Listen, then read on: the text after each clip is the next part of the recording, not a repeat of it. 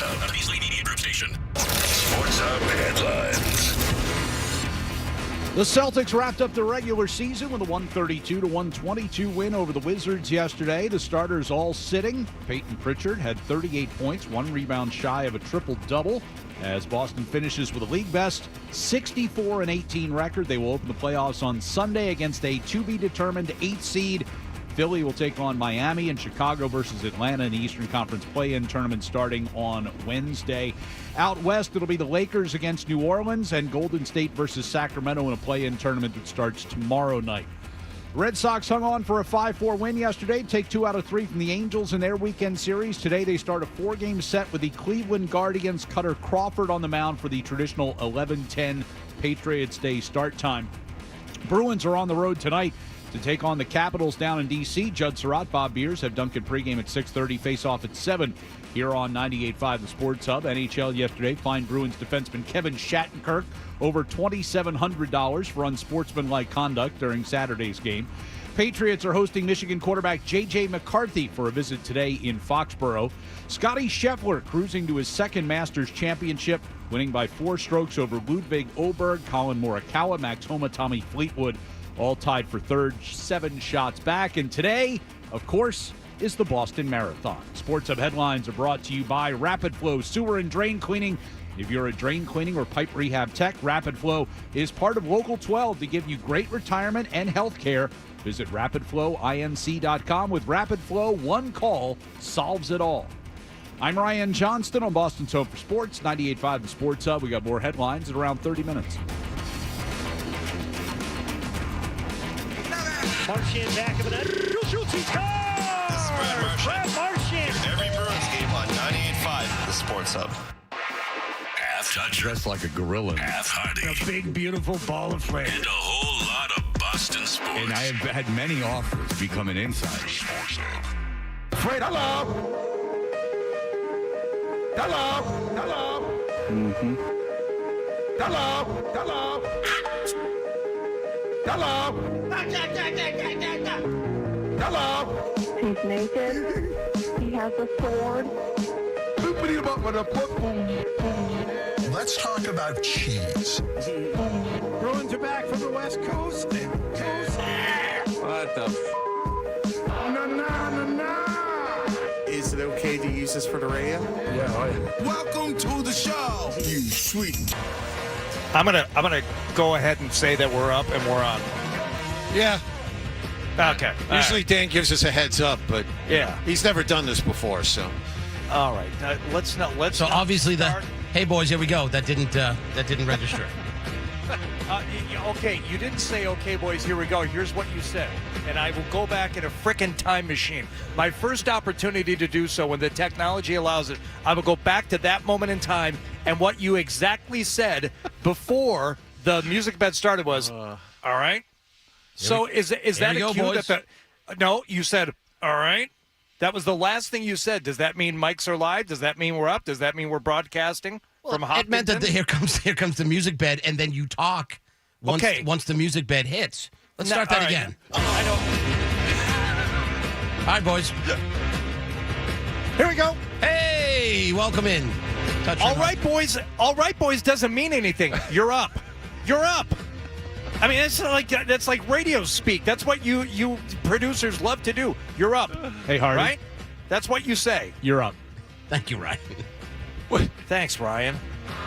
Jiminy Christmas. This is the best because you're treating Dan the way he treats us when he shows up in the morning. This is fantastic. You never see this.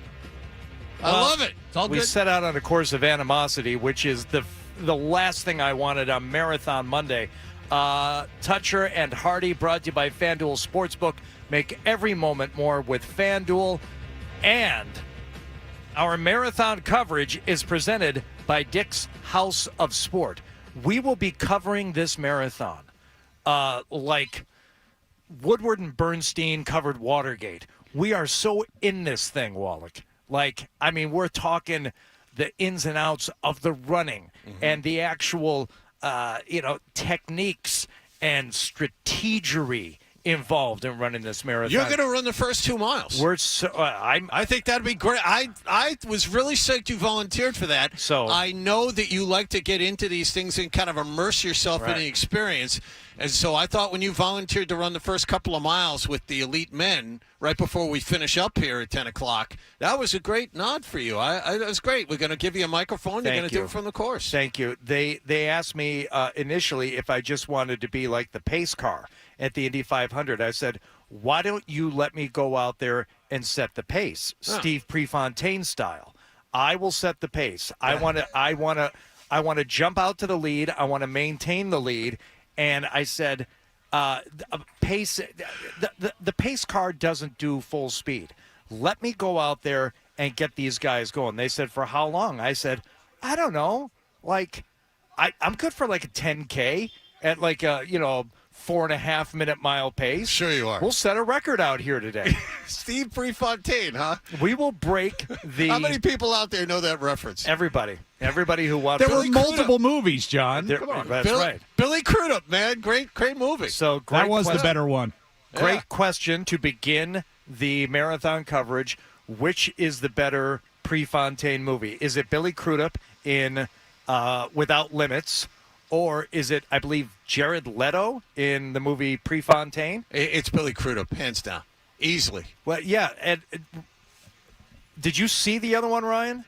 Long time ago, I believe I did, yeah. I think I tried watching it, and there's just something weird about the actual film itself. And I don't mean the actual movie. I mean, like, the quality of the film. It's like too grainy. I think they tried to make it look older than it actually was. You know what I'm saying? Yeah. They kind of gave it this weird look to it that I didn't care for. But Billy Crudup and who plays Bill Bowerman in that? Donald Sutherland. Donald Sutherland, that's right. Oh, what a wonderful, wonderful performance. Yes. It now truly we'll is. see. He just holds a stopwatch for 3/4 of the movie. Now we'll see. All of the shots of Donald Sutherland in that movie are him sitting watching Prefontaine. Great split. He's gone too soon. Pre can draft on him and chase him down at the end. That's all Donald Sutherland does for most of the movie. It's fantastic. Yeah. Yeah, I don't think I watched very much. It is Jared Leto in the movie Prefontaine. Okay. Talk about a guy who gets into his role. What did he lose about 80 pounds for the role? Probably. Jared Leto? Probably. It would only answer to Pre the entire time he was on set. I wouldn't doubt it at all. Billy Crudup, on the other hand, whom I like, but also I think it was my wife, which would make sense because I was watching something with Billy Crudup, and then she told me like some backstory about him that puts him in a less than favorable light. May have even been Fred. Fred, sneaky big gossip when it comes to celebrities and their love lives. Yes. Or love lives. That's a good point. Yeah, Yes. Yeah. Anyway, so Wallach and I are in Hopkinton. And Ryan Johnson. At the starting line, which is about 20 yards to our left. Is it? Yes. It's right over there. Well, it was dark when we got here. I know. So I don't know where the actual thing starts and how it happens. But are they going to be running this way down this road? Yeah. Oh, that's cool. This is it, right in front of us. All right. We'll see the wheelchairs at a little after 9. We get to see both the elite women who go second and the elite men. Okay.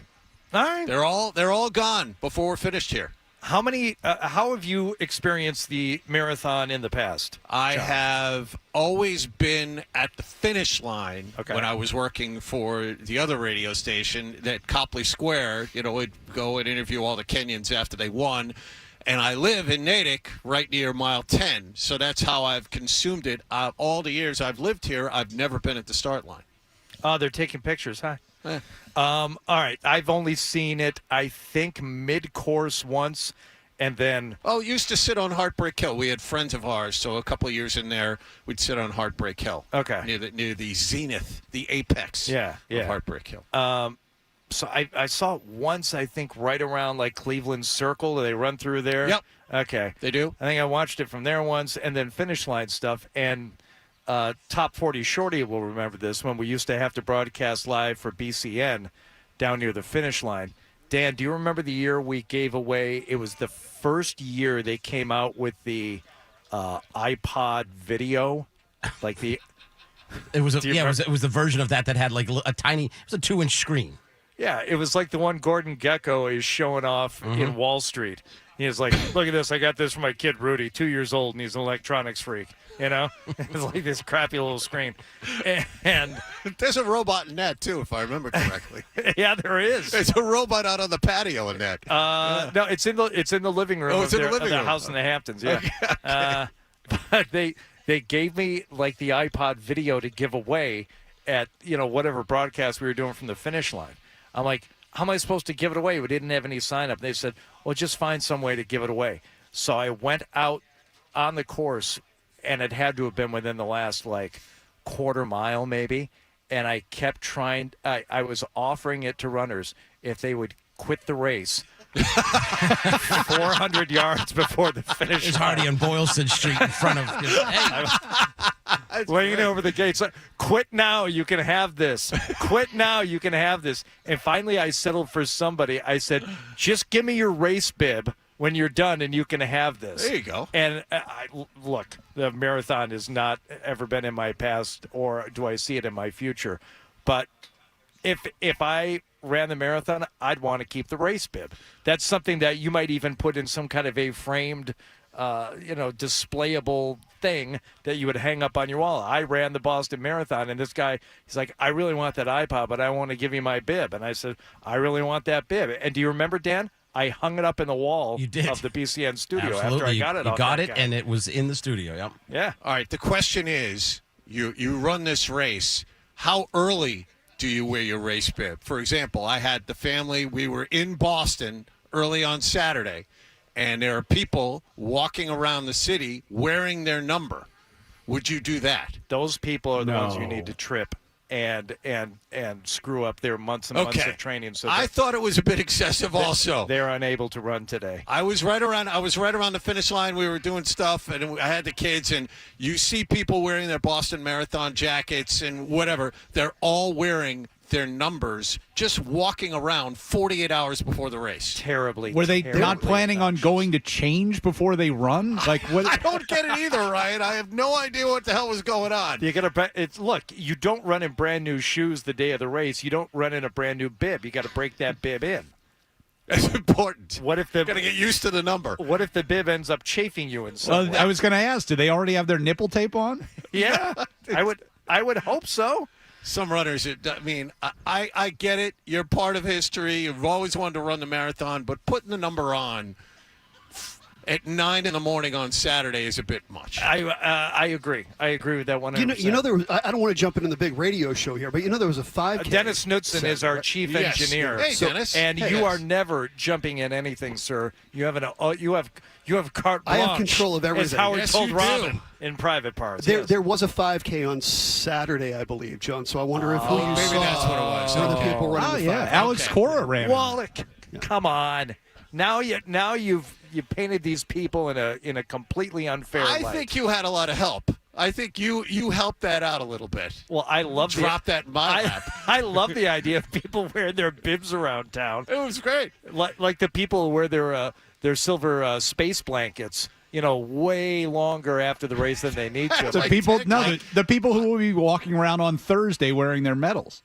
Oh, yeah. No, we've had this discussion on air before. I don't know if you've been a part of this. How long are you allowed to wear your medal after you finish the race? Because Ryan's right. I mean, you see people walking around 4 or 5 days afterwards with the medal. Okay. If I were to run the marathon ever, and I got the medal to show that I had run it and actually completed it, I might treat it like a wedding ring. I might never take that thing off. Really? I want everyone to know. Okay. I want everyone to know. I think 4 days is soft. Hardy's going to put a bumper sticker on his car. Ask me about my marathon. That's right. I would treat that thing like the first lift ticket I got in 7th grade, and I would wear that thing on my jacket to school for the rest of the winter and next year. I want everyone to know that I went skiing. Interesting. Yes. Okay. We surmised in the past that you get a day. maybe 48 hours at the most. It's the before. If there was anybody walking around downtown with a bib on before, but no, I think we got to the bottom of that. I think it probably was the 5. Dennis ruined it for everybody. Yeah, Sorry. way to go, Dennis. Nice job. I want to thank Kelly for picking us up at the hotel parking lot today, which shall remain nameless. But what a dump! What a horrible idea that was. I don't know what I thought I was so freaking smart. I'm like, you guys are going to get up way too early and drive to the marathon. I'm going to stay like 10 minutes down the road, and I see that there's like a sports bar inside this place. Yeah. And I'm going to watch the Masters and have a nice meal of food while I'm watching. Okay, first of all, there was not a tape outline on the carpet of my hotel room, but I could see where the tape was. So there was a body in there recently. Really? And it also smelled like crime scene strength Lysol in that room.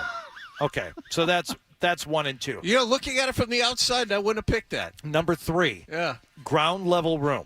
Okay.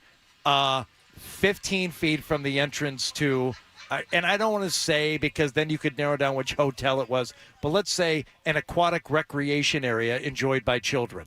So that was nice and quiet. Number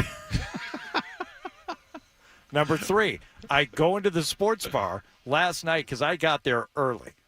My wife is like, "What are you doing? Why are you leaving at 3:30, 4 o'clock?" I'm like, I want to get to the hotel. I want to settle in. I want to do some prep for tomorrow's show, and I want to go eat dinner in the restaurant there in the hotel and watch the Masters. Okay, that's fine. Goodbye. I love you. Goodbye. Yeah. I walk into this sports bar. They're showing some kind of football game on every single screen. XFL, was that on yesterday? UFL. That's UFL. No Masters on any TV. Did you walk over and say, hey, could you change the channel? Which is exactly what my wife said. Did you ask politely to turn the Masters on one of them? I said, no, F those people. And I went back to my room and sat on the edge of my bed and watched. Do you know that there are still 32-inch TVs that are still functional? And if you don't believe me, there's one in my room back at the hotel that I checked out of this morning. 32-inch. How about that? Standard def.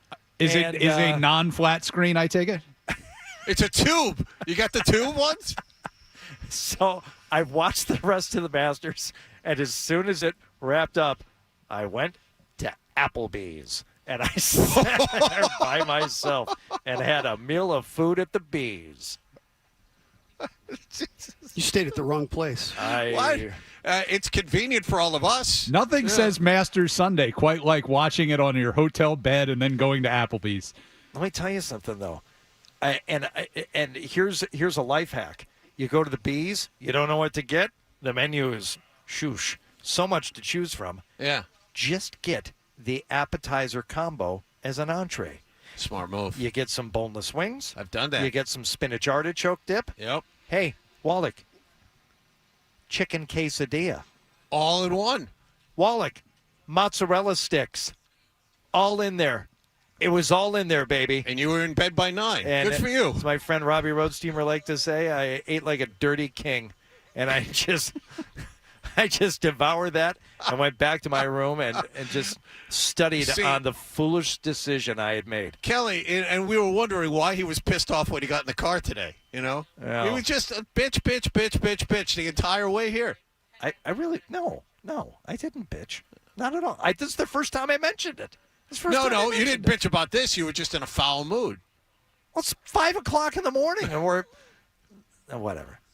Hey, it's great being here at the starting line of the marathon. Now that you're here, you feel good, right? I feel great. The sun is out. Yeah. Everything is working. People are excited. We're going to be maybe joined by some marathon guests. I don't want to say who, but we have one in store that could be really, really good. So, yeah, that's all happening. And we'll also find out what happened last night in mere moments as we broadcast live from the starting line in Hopkinton on this Marathon Monday on Toucher and Hardy here on 98.5 The Sports Hub. You're listening to Toucher and Hardy on the Sports Hub.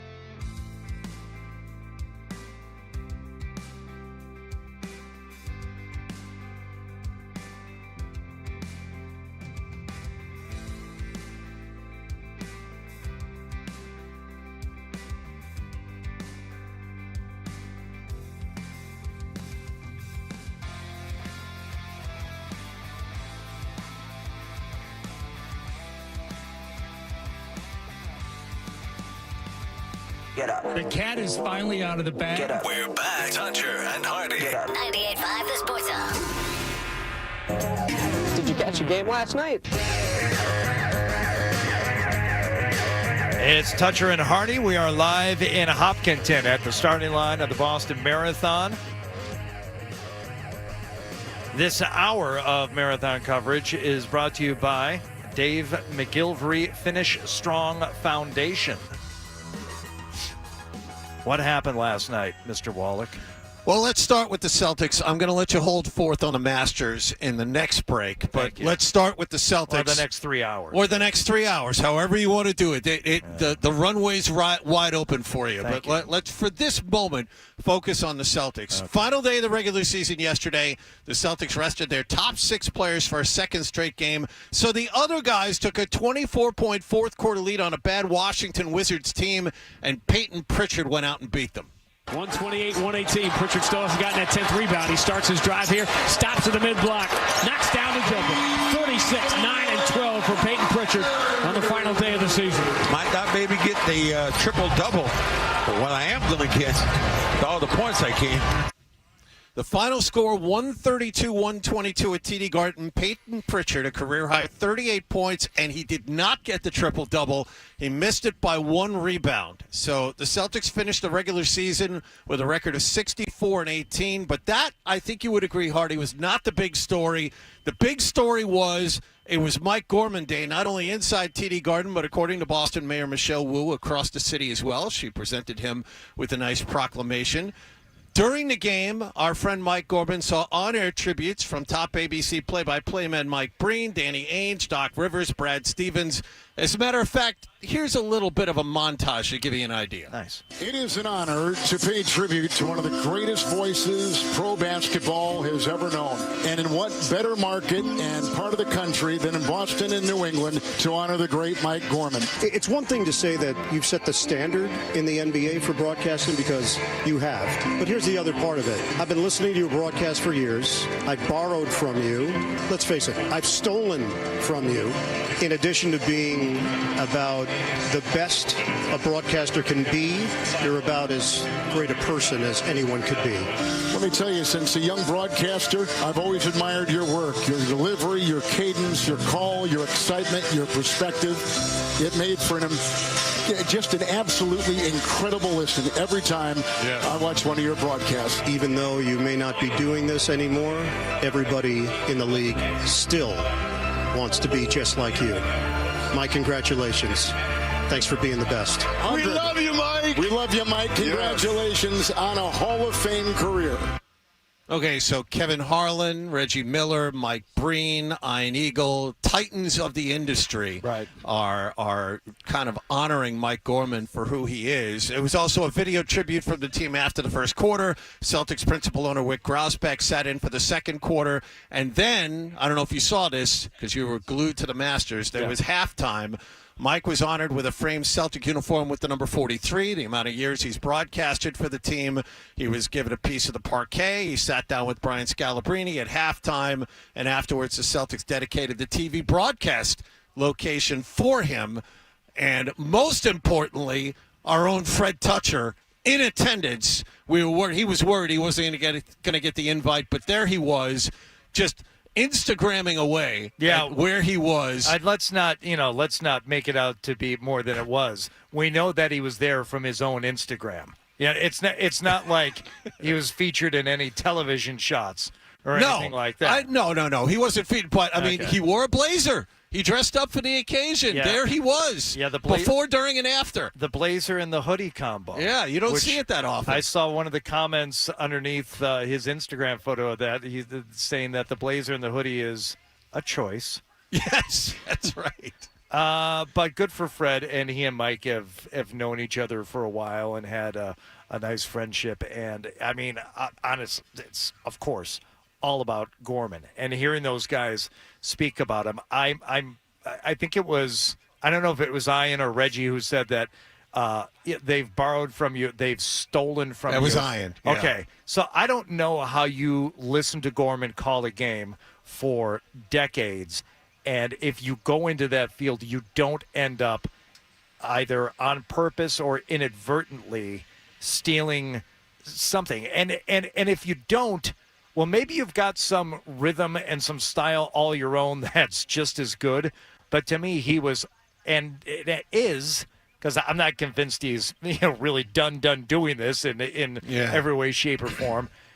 Just got such a great rhythm and a quality to his call, and I think it's cool when people just admit to it. It's like, hey, and there are specific things. I don't know if you've ever done it, Wallach, but how do you watch Gorman going back to the 80s and then sit down to call your first basketball game at Bryant and not say something like as simple as "got it"?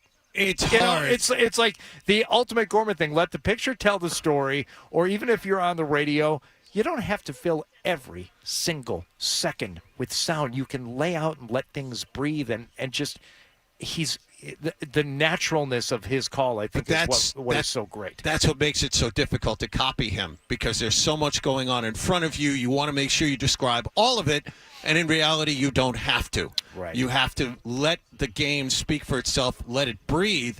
One of the best compliments I ever got is Gorman listened to one of the tapes that I had done and said, I like that counted thing. I think you should stay with that. I'm like, all right, I've been touched by God. There it is. I can keep using it. You know what I'm saying? Oh. That's one of those things you don't ever forget. Oh. And just to get back to yesterday real quick, all of these people honored Mike for who he is, not only as a broadcaster but as a person. Yeah. That came through a lot during the 15 minutes. But the thing that NBC Sports Boston did at the end of the broadcast was give Mike a couple of minutes to say things in his own words. I thought this was great. I guess I'm on camera here for a couple of seconds. I just want to say thank you to everybody who stayed through our broadcast and watched all this today. It was mind-blowing for me to have an experience like this, and I can't say enough about the Boston Celtics as an organization in allowing, usually when you just retire, somebody gives you a little watch or something, you disappear into the woodwork, and that isn't the case at all. So thank you, Boston. Thank you, Celtics, and we'll see you for the playoffs. The best part was everyone else just stepped away. Camera was just on Mike at the end of the game, and it was a nice reward for those of us who watched the game and wanted to hear Mike say what he had to say when he wasn't being interviewed by someone, just say things in his own words. And I thought what also was very nice is after the halftime ceremony, they didn't make him sit back down and do the third quarter. Mike skipped the third quarter. Especially in that game. I'm sure it was a very emotional thing for him. So just like, Mike, you just take a half an hour to get yourself together, come back if you want to. That was the thing Scal said during the broadcast, that Mike is, in the back. He's talking with family and friends. Hopefully he'll be back for the fourth quarter. But if he isn't, that's fine. Right. And Mike decided he wanted to come back and do the fourth quarter. Now, Mike's career isn't over yet. You remember when he was on with us, he told us he was going to call every single game of the first round. Local TV is contracted to do the first round. Mike's only done home games all season, but as he told us last week, he will call the away games for this first round series, and the series will begin on Sunday at TD Garden. Don't know about time. They're leading toward afternoon, a 1 or 3 o'clock window. The Bruins will have the building on Saturday for game one of their series, so the Celtics will have the building on Sunday. It'll be one of 4 teams, Philadelphia, Miami, Chicago, or Atlanta. The 7-8 game is Philadelphia and Miami on Wednesday, and Chicago and Atlanta the 9-10. Loser of the 7-8 plays the winner of the 9-10 to decide. All right, we'll get to all that stuff. We can talk about the matchups of who they might have. But yeah. A, it's good that we're going to get some more from Gorman. B, good on the Celtics for doing all of that stuff for him yesterday and honoring a guy, which, of course, it's about the players and it's about the championships, but they get the accolades all the time. And the fact is, the person who is voicing the action to you most nights is the one that people are going to feel a connection to.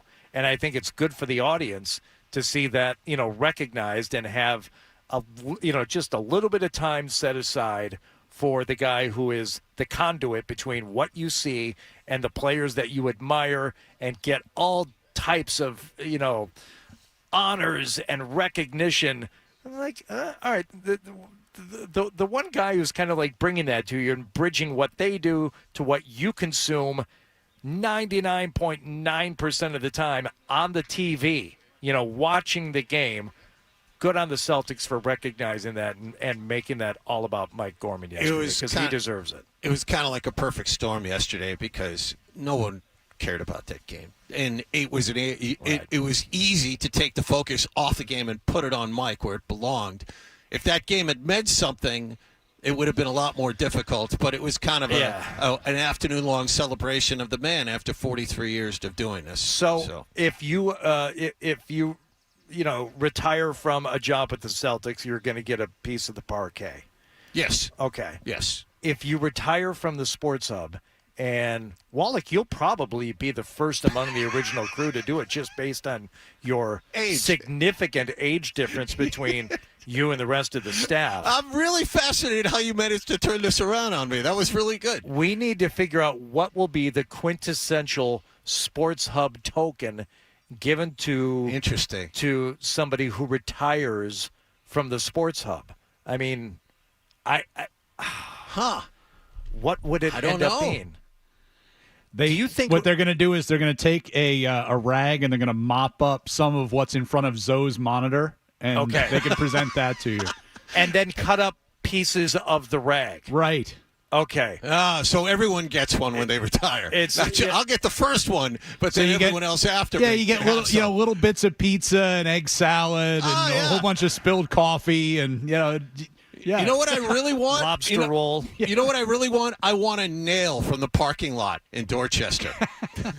That's not bad. The stuff that used to pop my tires every morning. Give me one of those nails. Yeah. That's what I want. You could put that in a frame. Yeah, you could absolutely have that. You could have maybe some rat droppings from the building in Brighton, as you used to see those scurrying behind the diesel generator. Oh, yeah. If you came in at the right time of day. But a piece of that random picnic table in back would be great.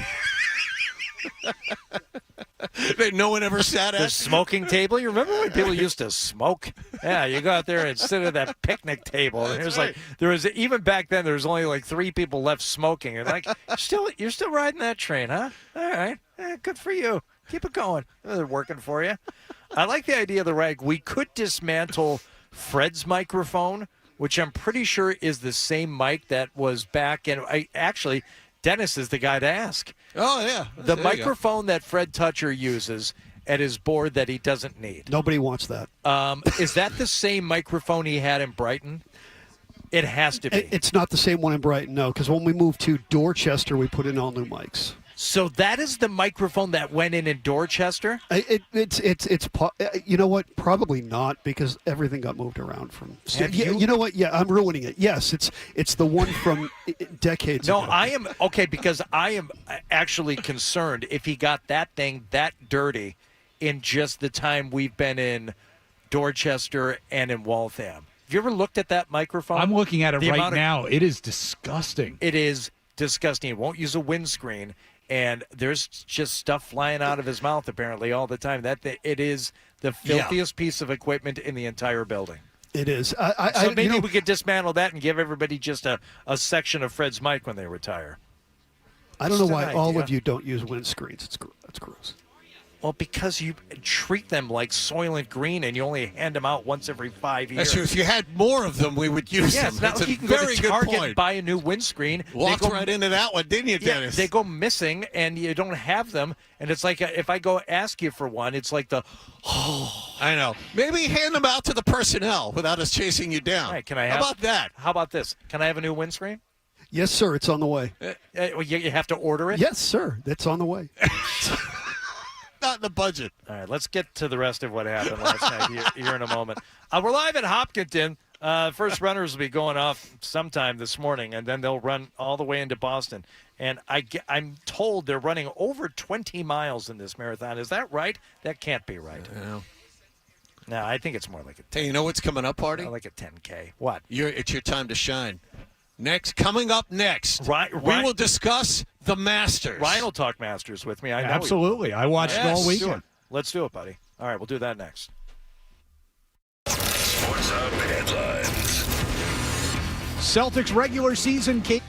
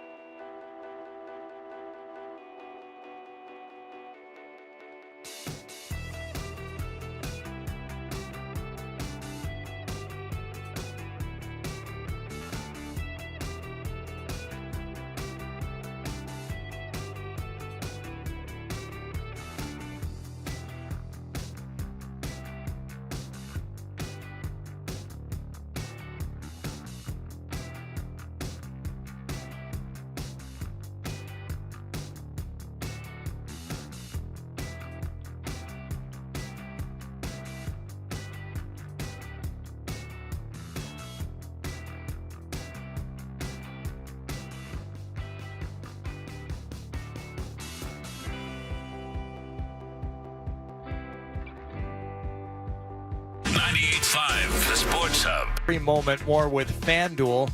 And this hour of our marathon coverage, as we are live at the starting line here in Hopkinton, is brought to you by the Dave McGilvery Finish Strong Foundation. What else happened last night, Mr. John Wallach? Let's get to the Masters. I know you've been waiting for this, and more specifically to Scottie Scheffler. Entering this last week, he was the number one golfer in the world, the betting favorite to win this major. And heading to the first tee, he was part of a three-way tie for the lead, but then everyone fell away from him as the final round headed to the back nine and to Amen Corner. Max Homa, Colin Morikawa, and former Texas Tech amateur Ludwig Oberg. And that last name doesn't look anything like that. We had a big argument in the car this morning about the circle over the A, and I said, what the hell does that mean? That's the O. I've never seen that before. And Kelly. That's why you pronounce it Oberg instead of Aberg. It's she that drove little O over there. Okay, why not just make it an O? And then Kelly, smart ass that she is, says, "Oh, that's Swedish. Oh, that means he's probably from Sweden," which he is, but I didn't know that. I don't know. Maybe I got to pay more attention to the stuff in IKEA next time I'm there. Maybe they got little O's over the A's there too. Well, maybe you should pay more attention to that. When you buy a sofa at IKEA, it's actually written SAFA with a little O over the A. With a little O over the A. Right, of course. Sweet. So Homa, Morikawa, and Oberg were all right there with Scheffler, and then Hardy, as you saw, thanks to holes 11 and 12, Morikawa specifically disappeared. And now Morikawa. Top of the hill, 5-iron, 230 total, 212 front. It will work in from the right. This is left. Gotta go. You wait, have a picture of what you think is perfect. Just turn it into a horror movie. Morikawa, and you heard him scream, "Damn it," after he hit it. Yeah. Found the water on the par 4 11th, and then Oberg came along right after him and decided, hey, that looks like fun. Careful. Uh-oh. Oh dear, Oberg. First big mistake. And that will be hard to recover from. Turned it a little on the breeze, and the bounce did the rest. So, same shot, same water, same result. Which, I don't want to get too in the weeds on this, but Ryan, you and I could probably speak to this because we were watching it yesterday. I don't ever remember the water on 11 being that much of a thing. At least for two groups in a row for the guys chasing. More often than not, it's going to be something weird happening on the next hole, which if you've ever watched anything having to do with the Masters, the par 3 12th. It's the short par 3. It's where Jordan Spieth, rinsed 2 shots when he had the lead on the back nine on Sunday. Excuse me, second nine. You're not allowed to say back nine. You're not? At Augusta National. No, not on the broadcast, not on the golf course. It's the second The back nine would indicate it is not as good. It's so. I see. Well, whatever it is. All right. Say. Some people prefer it. I don't know. All right. I'm just saying it's the second 9 holes where that 12th hole will get you 13 and 15 have away, but that pond over there or whatever, if it's still part of Rays Creek over there on the left of 11, it got really the only 2 guys who had a chance of catching Scheffler yesterday, and that surprised me to see them both end up in that same spot. Usually it feels like guys bail out right of that green. All day because of the right. So if you're gonna miss, you miss way right, and then you miss it over on the 12 tee box. Yeah. You can go right all day, and I know the pin was kind of back left, so they're making a run and they're trying to put a number up there. But what you can't do is put it in the water because then you're done. So I'm watching the tournament yesterday with my wife, who was nice enough to sit through an entire round of golf with me. We, both had a little bit of money going on the thing, and against each other. That'd be even good. That would have been great. Tell me that's the case, Ryan. Well, I was rooting for Scheffler, and she had Morikawa and Homa. So, there you go. But I like but it. she was worried about Oberg, and I kept telling her, listen, I understand this guy's playing well, but it's not the back nine yet. Don't worry about it. He's going to fall apart. They always do. And I told her, I said, 11, 12, and or 13, he's going in the drink. And, I mean, that shot on 11 is like, splash, done, game over. He's done for the day. Thank you very much. So there were multiple commentators who said this Ludwig Oberg kid, who is from Sweden, but he played his college golf in Texas, and this is his first major championship. He has been identified as the next one. Now, no one's saying he's the next Tiger. No one's saying he's even the next Scotty, but they're saying, oh, this kid can absolutely play. And sure enough, in his first major championship, he takes second place all by himself, 73, 69, 70, 69. So a pair of three subpar rounds in his first major championship at Augusta. That's not bad. And Max Homa technically was in the running. He got a bad bounce into some really thick vines next to the green on the par 3 12th. He had to take a drop. Yeah. He was done for the day. Scheffler, meanwhile, birdied 13, 14, and 16 to stay steady, while all those around him lost their way. And then on 18, he finished strong. People have been wondering who is the next star in golf, and maybe they just haven't realized he was here the whole time. His stardom confirmed. The father-to-be is the champion of today. 27 years old, and could life be any sweeter? The thick, velvety tones of Jim Nantz. Why didn't we include the part where Jim Nantz quoted the Paul Anka lyrics?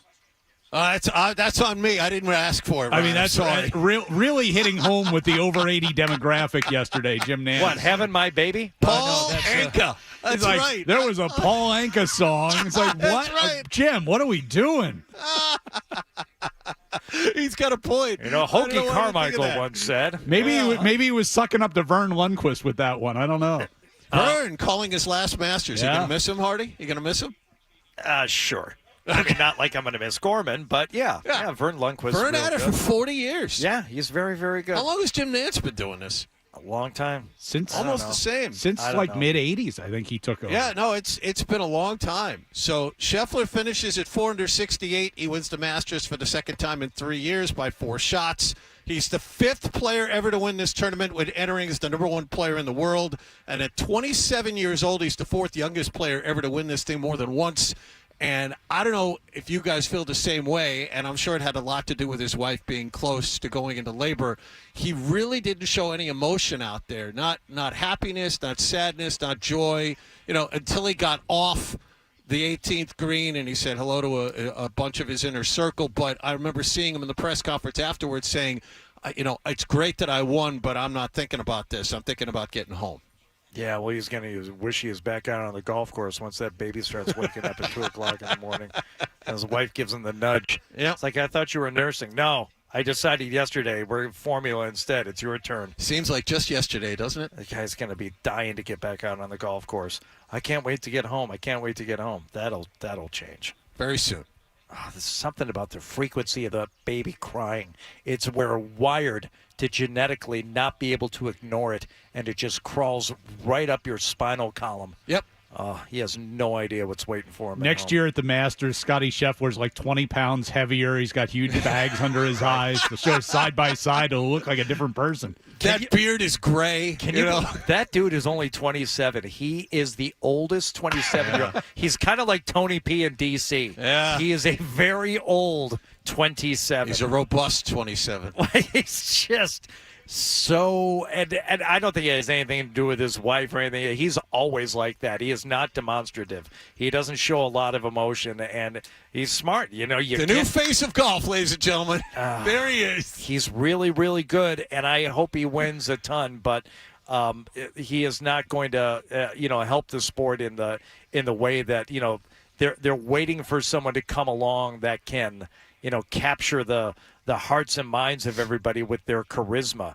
And I don't need that because I just like it, but I understand that casual golf fans probably need something a little more exciting. And all Scheffler does is go out there and win. And I do think he's fun to watch if you can get past the fact that he doesn't show a lot of emotion on the course. He swings like he's trying to kill the ball all the time. You've watched the swing is just baffling to me. Like how you can be as consistent as he is when you look like you're doing a dance when you swing the club. He's a right-handed guy, and his right foot slides out back behind him on the follow-through, mostly with his driver, but pretty much any long club. And, it's all footwork. I don't care if it's basketball, if it's, football, whatever. These guys' footwork. Watch and talk to guys who are great hitters in baseball. They'll talk about footwork. Yep. And this guy's footwork is frenetic. It's just crazy what he's able to do, and more consistently than anyone else. Look at what he shot yesterday, 68. If you go down the list, how far do you have to go down in the way people finished up for that tournament before you find somebody who matched him yesterday? Tom Kim, who tied for 30th, shot a 66. That is the next closest score to what Scotty Scheffler did yesterday with his 68. Real quick before we break, I wanted to get both of your opinions on Tiger Woods, and it was just very sad seeing how he finished up over the weekend. Okay, we'll do that. He barely made it. All right, we'll do that as we continue our coverage here. From the marathon, starting line in Hopkinton, Toucher and Hardy. John Wallach here with me, Ryan Johnston in studio on 98.5 The Sports Hub. Toucher and Hardy, 98.5 The Sports Hub.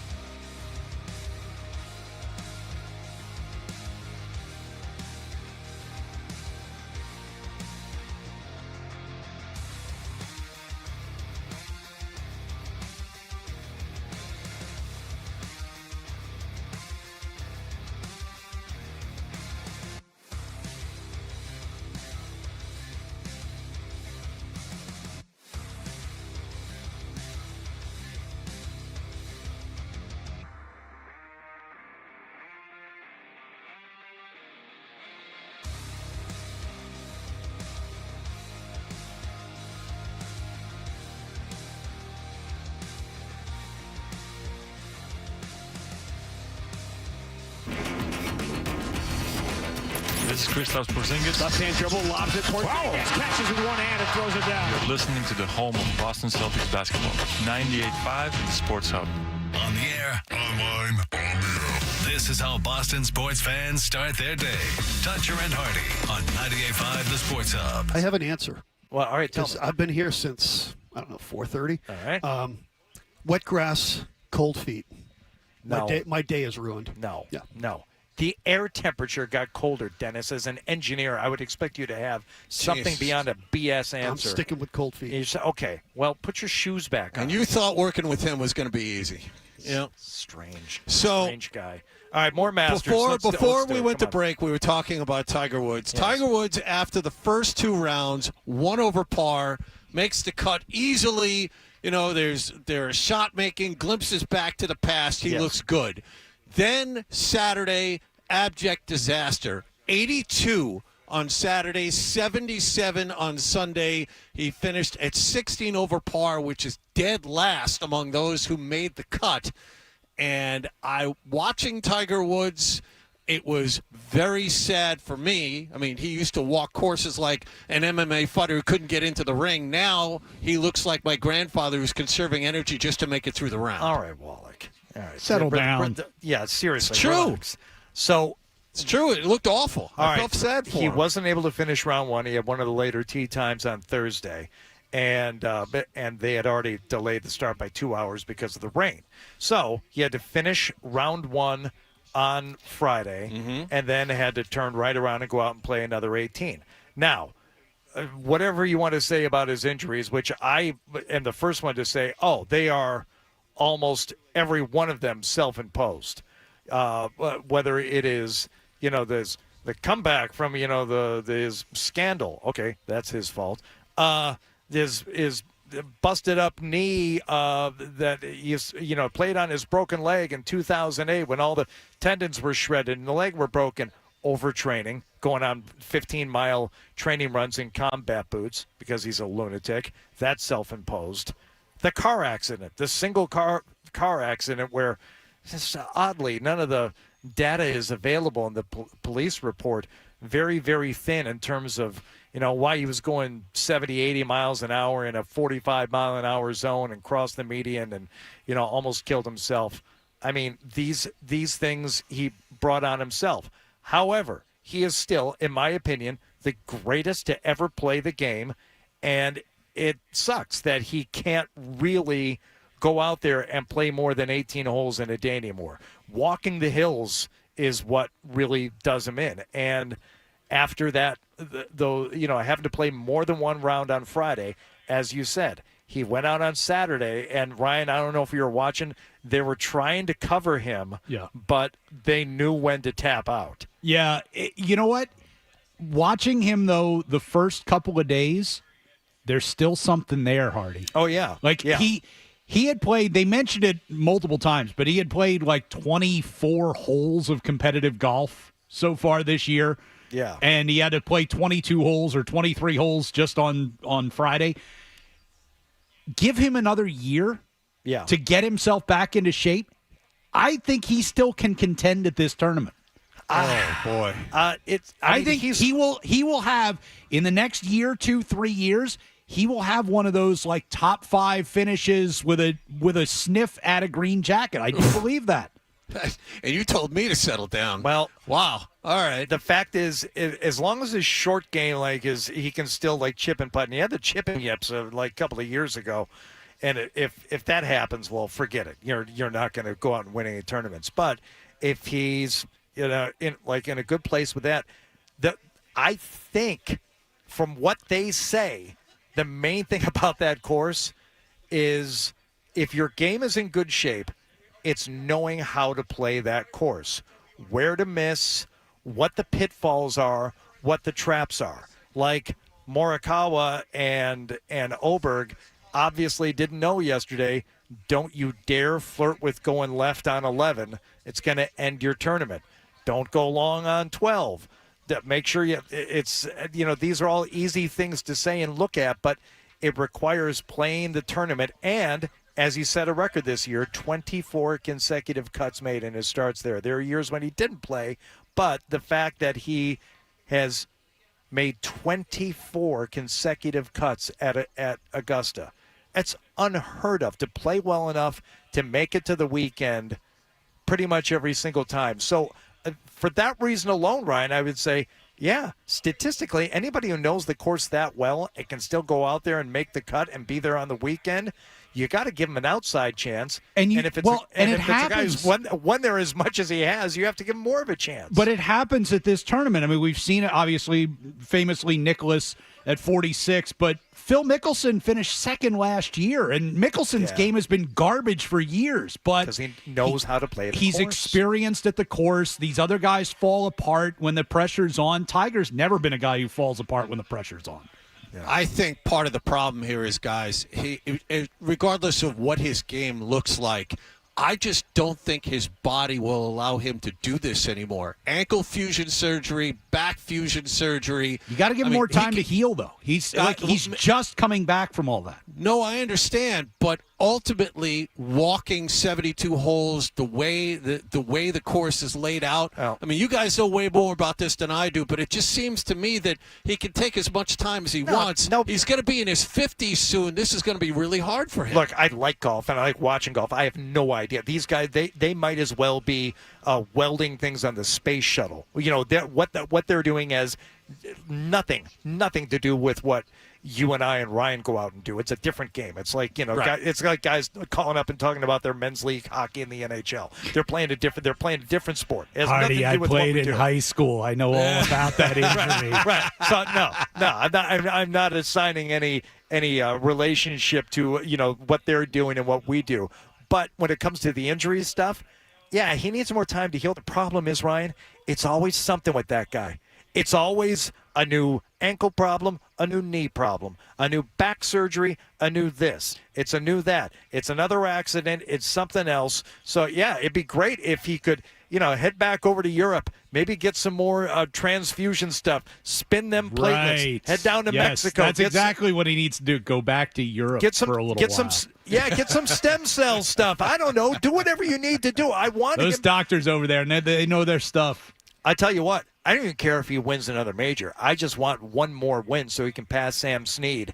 And for everyone who just points to Jack Nicklaus and says 18 major championships, he's the greatest of all time. All right, that's a solid argument. It's a shortcut to thinking. But if you want to talk about wins, Tiger needs one more win to surpass Sam Snead to be the all-time winningest golfer, and that's a record I don't think will be broken.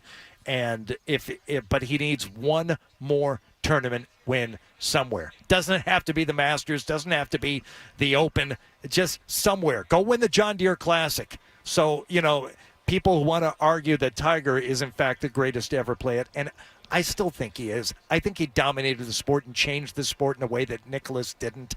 It's 1-2. It's a conversation. It's 1 and 1A. But I feel that A, he is still the greatest to ever play it, and B, one more win would be nice to back up that argument. Just one more somewhere. That's something. I'm going to make a recommendation to Tiger. Go if you know anything about Alex Ovechkin this year. He took a few days of the All-Star break. He went over to the Middle East. He rode a camel. And then he came back, and his game was entirely better than it had been in the first half of the season. That's my recommendation to Tiger. Go and ride a camel for a few days. You will come back. You will, maybe see a physician or somebody while you're over there. Perhaps I was going to say, duck into a quick clinic that they have a special treatment over there. I think they give you like a B12 shot or something like that. Yeah. Turn you right around. There you go. How many goals for Ovi this year? Let's put this in perspective. By the way, Tiger. It's third round where he shot the 82, his worst round in Masters history. A few pars to start, bogey on 4. He did make 2 birdies. He made a birdie on 5, and then to finish off the first 9, he went bogey, double, bogey, and then turned it around. A couple of 42 going out on Saturday, and then finished in his last 5 holes 4 bogeys on the last 5. Like, that's brutal. That's a guy who's out of gas. Brutal. Yeah, that's it. I mean, we've all been there. You're coming down the stretch in the back 9, you run out of gas. That happens. It happens when you don't play a lot of competitive golf. That's right. Let's get to Zack Johnson, though. This Potty might mouth. be this might be my favorite story from this Masters weekend, because Zack Johnson was a guy that I didn't necessarily have much of an opinion on. He's won. If you're going to win two majors, if they are the Masters and the British Open, those are two pretty good ones to win. So I appreciate him for that. But I really didn't. I like the guy. He seemed like a nice guy.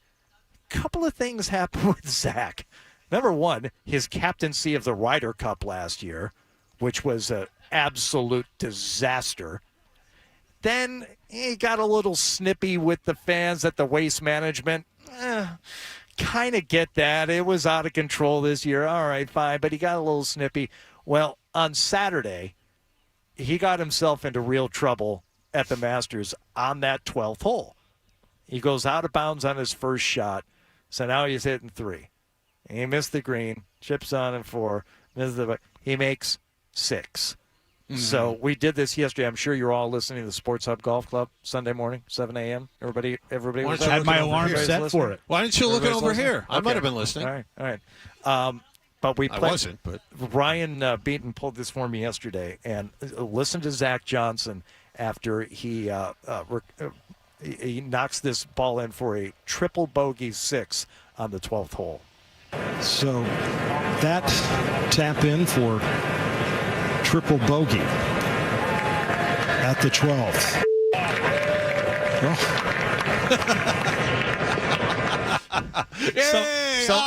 Right. So, number one, the sarcastic cheer, one of my favorite things in sports. The Patriots pick up their first down of the day in the third quarter. Right. Yay! Down by 30. Yeah. Right. Kenley Jansen throws a strike. Yay! Sorry. Exactly. Yay! Nice job. All right. Okay. So the sarcastic cheer is awesome. And again, can we just hear it's a quick clip. I just want to hear it one more time so there's no mistaking what's going on here. So that tap in for triple bogey at the 12th.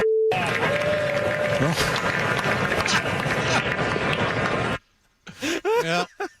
So he turns around and says it to the people watching on 12. And again, you watch the Masters, you see there's only one place to watch 11 green, the entire 12 hole, and people teeing off on 13. It's one big gathering area. 12's the one in the corner, correct? So, yes. Okay. So it's Amen Corner, right? Thank you. You can't go further back. So he turns around and looks at the people who are cheering him and says, F off. All right? He did it. It's done. He was asked about it. Listen to this. Understand the situation at all. What is it? What are they saying that I did or said or that I swore at the patrons? That's laughable. That's completely laughable. I can't hear the patrons, number one. Number two, I just made a triple bogey on the 12th hole that evidently is going to make me miss the cut, which at the time I kind of knew was pretty sensitive in the sense that I needed to keep making pars. If I've said anything, which I'm not going to deny, especially if it's on camera, one, I apologize, and two, is fully directed towards myself entirely because I can't hear anything behind me. Does that make sense? Yeah. I don't understand the situation. It makes sense in that you were speaking English. Hold on a second. Yeah, Hold on a second. that made sense. Well, maybe we should give him some wiggle room here, Ryan, because at Augusta, it's very boisterous, and people are just yelling and screaming in their backswings all the time. It's pretty much like the Waste Management, so you can't hear anything. Well, especially when it's behind you, Hardy. I don't know. Like, I know my hearing is always focused directly forward, so it's difficult to make out what's happening behind you. 5,000 people 130 yards away going, yay, after you tap. I can't hear them. I don't know what you're talking about. Oh, really? You mean in this place that's deadly quiet? It's like a graveyard unless people are given the okay to clap after somebody hits a shot or putt. Of course you can hear them. Of course you can hear them sarcastically yelling at you. I don't know. It was directed toward myself. I wonder why you turned and looked at the people cheering when you said F off. I'm an expert at, on the golf course, hitting a bad shot, and while the ball is still in the air going, F off, or, something like that. You don't do that after you putt out, right? He finished the hole, picks up the ball, and then decides to verbally abuse himself. Great point. You don't do it after holding out. Yeah, and first of all, you also don't do it that loud in front of TV cameras after you've holed out. Yeah, you don't. First of all, you don't say F off. I have a stable of phrases and names that I call myself. Like what? I can't. You can't obviously. What can you say? Can't say any of them on the radio, right? But I call myself varying degrees of pieces of human garbage not worthy of existing, right? Mm-hmm. All right, that's all you need to. You don't say F off, and Ryan, you make a great point. You do it after, like, a wayward drive or a chip shot or something. Yeah, you make a bad swing. You go, that's when you're... Hardy, you worthless piece of crap. I hate you. I hate you. I hate myself and I want to die. You don't look back over your shoulder at a 2-foot putt that you just drained for a 6 and say, F off. Get out of here, Zack Johnson. Yeah. And the Ryder Cup sucked. You guys absolutely pooped down your pants for an entire week. You had to have everybody all bunged up and ready to go, and you blew it. The whole team blew it, and I blame you too. Even though you didn't play, you're just the captain. You got to make the parents. You got to talk some sense into those guys. And you embarrassed an entire continent with that performance. Not that you're still angry. Well, even Canada. You threw the whole continent in there.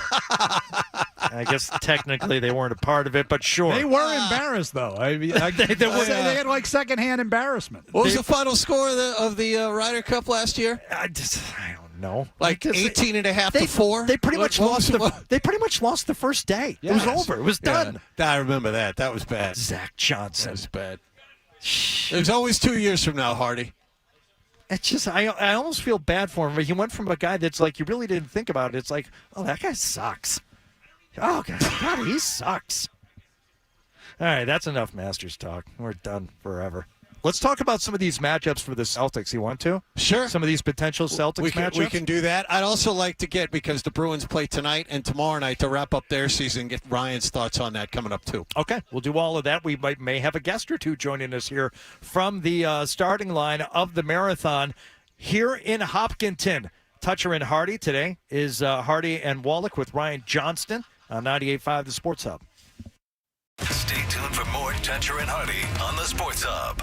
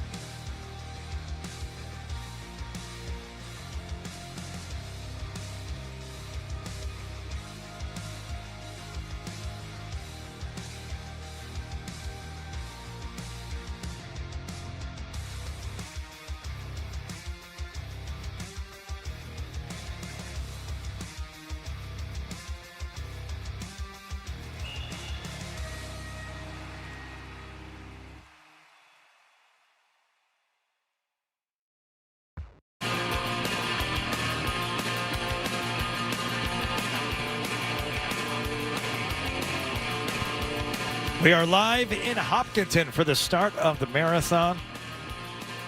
What are these people doing walking on the course here? I saw a bunch of people go by on bikes earlier. There are people with neon jackets standing around. I'm not sure what any of this is. I'm gonna get out there and give them what for. I don't think they're supposed to be out there. This hour of marathon coverage is brought to you by Doug Flutie Junior Foundation for Autism. So thank you to the Doug Flutie Junior Foundation for Autism.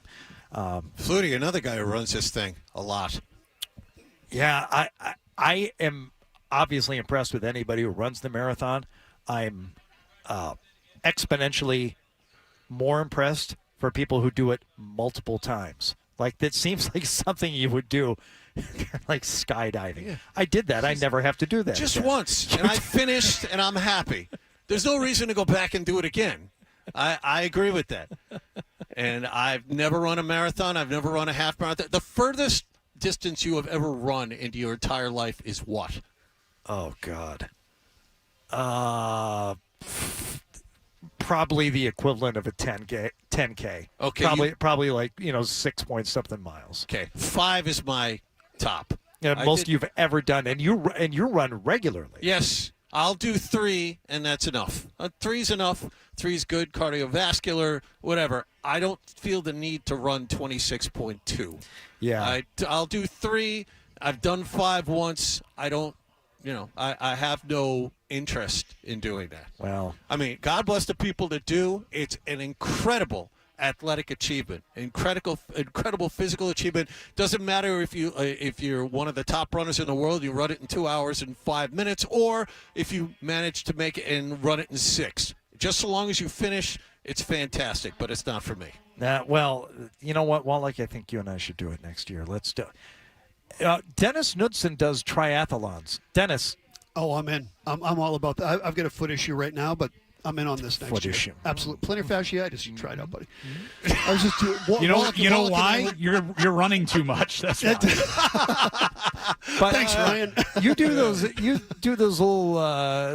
kiddie triathlons. Kiddie triathlons. You do like a half-mile swim and a like a 20-mile bike, and then like a 1K. Oh yeah, run. 1K. Yep. So that's what it is. What's the most you've run in competition? Any of your 26.2 miles. I did a marathon 2 years ago in Wilmington, North Carolina. We were just talking about this. Yes, he struggled. Now this is one of those things where you have to be completely committed. Dennis ran with an injury the second half of the race. Yeah. He really struggled, but he finished in a little less than 6 hours. Yeah. That's okay. If I had finished the half at 13, I was telling John, I would have finished it like at 2:05, which would have been great. Hold on a second. Yeah. What was your official time? And don't lie to me, because I will look it up out of spite. No. You can look it up for the finish for that marathon. Like I told John, I got to mile 13, 14, and I had an IT band issue. It's painful to say. It was over 5 hours. Because I walked the last 8 miles. That's not an official time. Was it 5 hours and 55 minutes? Yes, it was 5 hours and 49 minutes. Okay, yeah. Which is how many minutes total? I want to. So 60 minutes. 349 minutes. Okay, so what's his pace? Oh, don't. It's like 14. Is that 14 minutes, Sergeant? Do some math for me back. 349 divided by 26.2. That would be 13.3. Yeah. There he is. Yeah. But you finished. You could walk that in 13. Thanks, buddy. You can walk 26.2 and do 13-minute splits. Yeah, I was shooting for a 4 hour, but I don't think you ran a marathon. I think you walked one. No, I ran the first 14 miles of that. I'll tell you what, buddy. Here's the deal, Hardy. You didn't run a marathon. That's wrong. It's like when Al Roker did it on the Today Show a few years ago, and they showed him crossing the finish line at like 7 hours and something. It's like, okay, all right, good for you, Al. I could do that. I remember you can do a brisk walk and do it in 7 hours. Now here's the trick. I remember there was an article in Sports Illustrated back when they were an actual magazine. A guy was in New York. He said the toughest thing to do in a marathon is not to finish first, but to finish last. Think about it. A lot of people walking the course, and that seems to be the badge of honor. I finished last at the New York Marathon, and there are a lot of people walking that course until the late wee hours of the night. I feel like that's not that hard. I think I could. No. If I really put my mind to it, I feel like I could finish last today. There was some guy who stopped in the Bronx for like lunch and finished last. Okay. I don't even know why I turned my microphone. What's Stop the and have a longest- few beers along the way? Yeah, Like it would be easy to finish last. What's the longest distance you've run as part of a triathlon? As part of a triathlon, 13 miles. Oh, okay. So that's a half full triathlon. It wasn't a full tri. It was like a do. It was 2 disciplines. And the It run was is last, right? Correct. Okay, So listen, hold on. It's just Mark, lies and no, half truths. I want to ask you a question. You just keep it like. Listen. So that would no a try. Let me explain. Try means 3. So when I ask you what's the longest 6 miles in a triathlon. Okay, so you really don't do triathlons either. So I want to hold on. I'm going to pose this. I think I could do that Here's too. a challenge. Here's a challenge. I think I could go no training and go out and do 7 weeks. That triathlon you did that it culminated in a 6-mile run. 7 weeks in Hyannis. It's a sprint because I'm gearing up for an Olympic at the end of the season, then a half Ironman next year. So here's the deal. In Hyannis, coming up in June, I want you to line up at the starting line beside me and complete it with me. No, I ain't going to the Cape in June.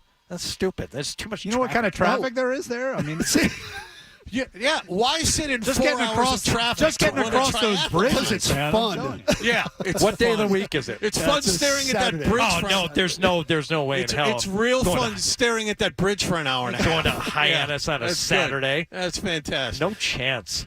Not doing that. Dennis, you really need to call into question your life choices at some point. I'm questioning my life choice right now working with this gentleman right here.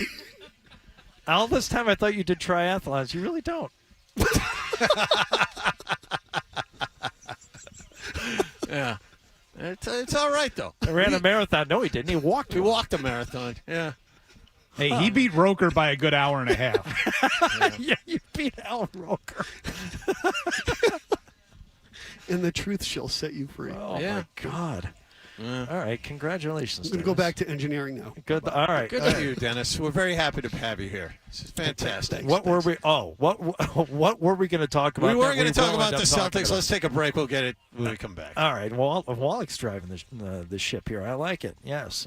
Here on Toucher and Hardy, live at the starting line in Hopkinton for the Boston Marathon on 98.5 The Sports Hub. Sports Hub headlines. The 128th running of the Boston Marathon today. Celtics wrapped up their regular season with a 64-18 record thanks to a 132-122 win over the Wizards. They sat out pretty much everybody. Peyton Pritchard, 38 points and came up a rebound shy of a triple-double.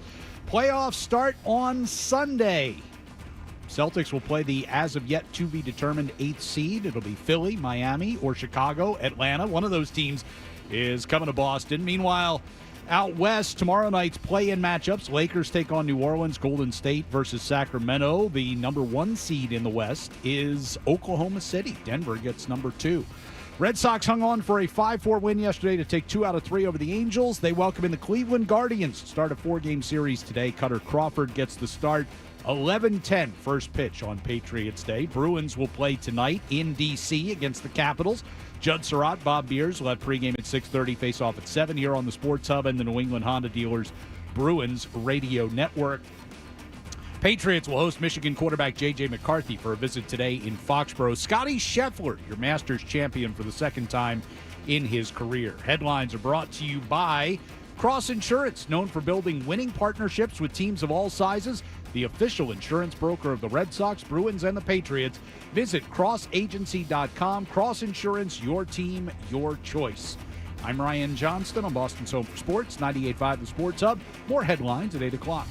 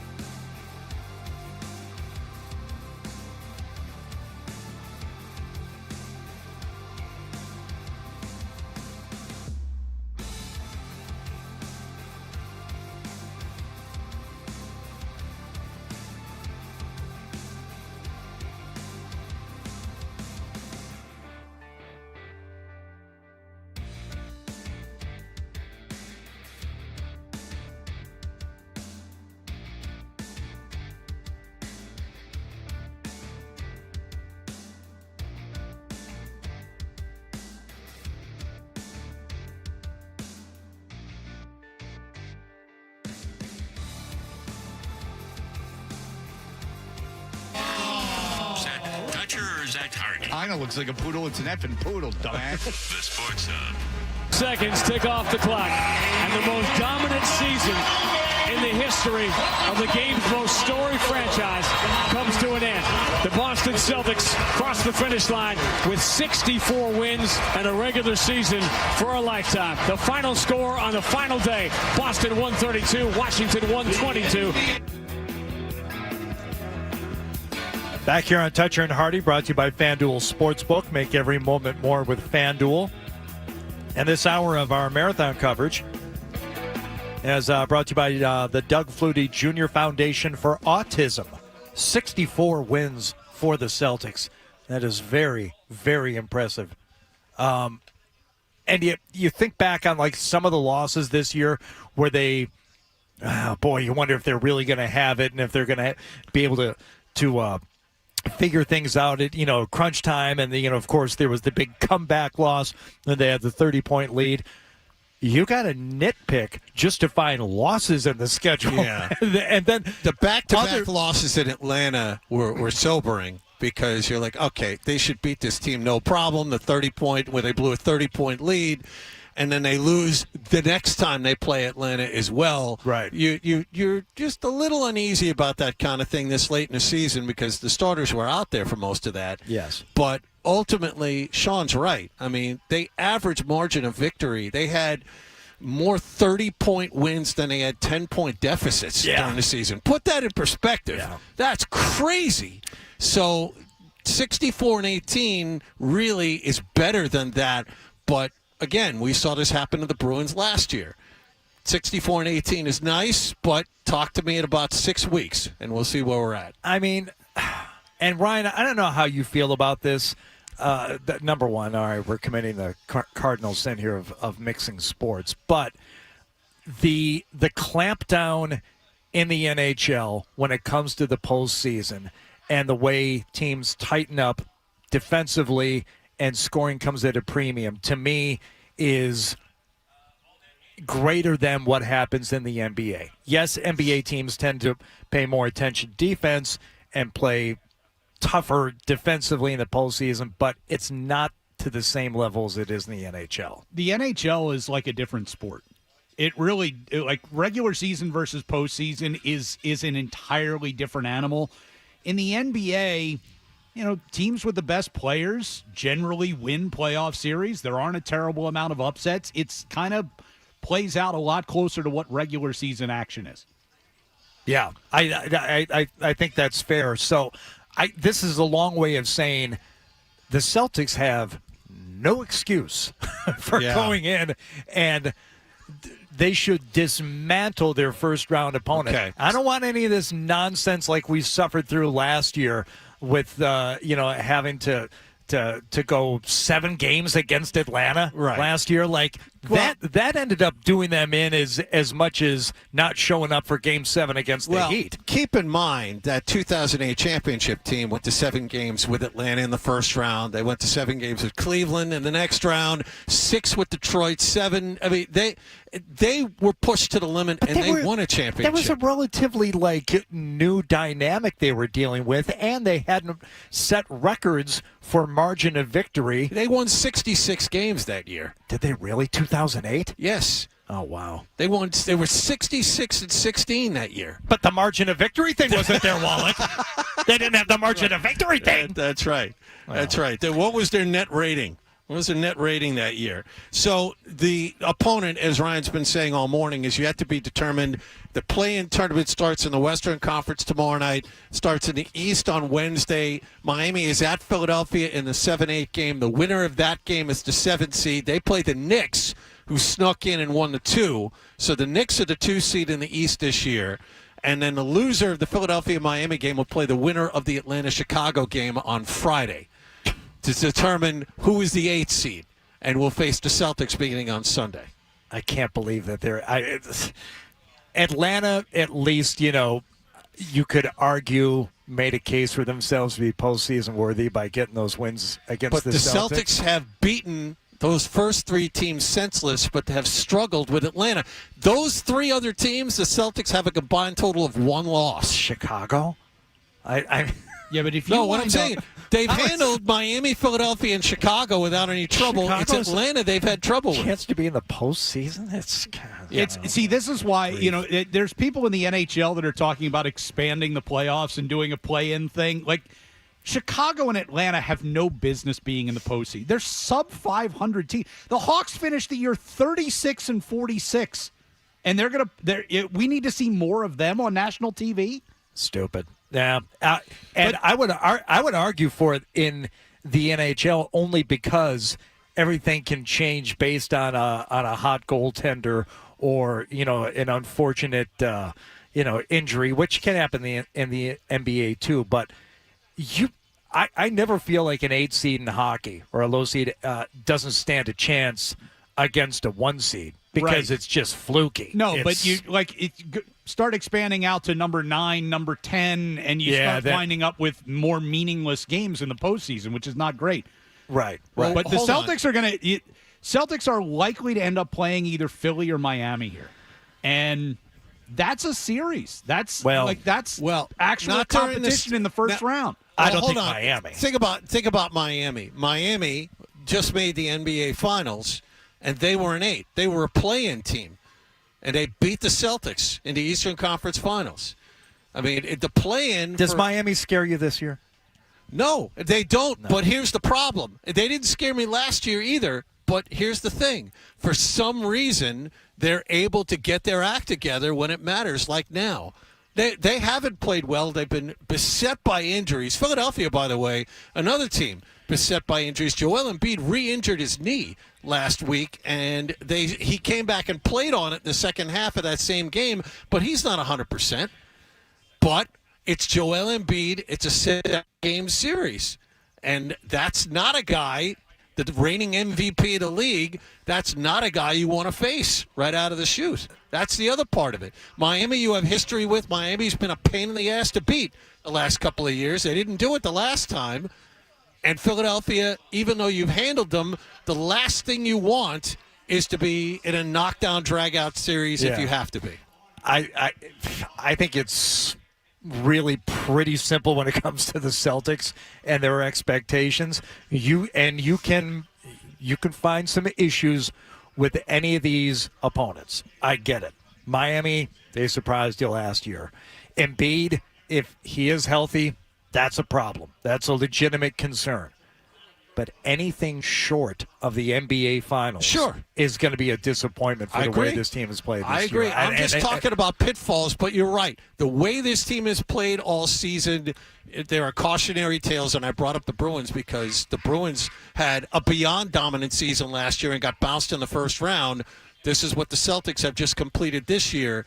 But you're right. The way they have manhandled just about everybody all year long, it is expected that they will get to the NBA Finals this year. It is expected. Now, one other question about the Celtics is that the starters didn't play in the last 2 games. They don't have another game until this coming Sunday. That means that the starters are going to have about 10 days off between games here. There's the rest versus rust argument to be made, at least for the beginning of the series, whoever they play. So I think that the play-in tournament is a fine idea. It does give somebody a chance, but as Ryan brought up, the fact that you've got sub-500 teams competing for it, like the expansion of the playoffs only makes sense when the teams can make a case that they're worthy of being considered. I don't know that either one of those teams is worthy of consideration, regardless of what the Hawks did to the Celtics at the end of the season. You watch that team and you think, that's playoff caliber basketball team? Of course not. I mean, at least out west, I mean, there's nobody in the play-in tournament who isn't at least 10 games over 500. Because the West is like so jammed up, and those teams are that good, and they're just there's a more parity out west. Well, this year. You have LeBron, you have Steph. I mean, these are guys that are going to be playing in the play-in tournament this year. And so that's not something I would have bet on at the beginning of the season. I am going to do something here. We're going to step aside if we can, Dan, because I'm hopeful that we're going to get a guest here in a minute, and I want to make sure that we are ready to take that guest should the opportunity arise. So let's do that, and we will continue our broadcast here from Hopkinton at the starting line. Toucher and Hardy here on 98.5, the Sports Hub. More Toucher and Hardy on the way on the Sports Hub.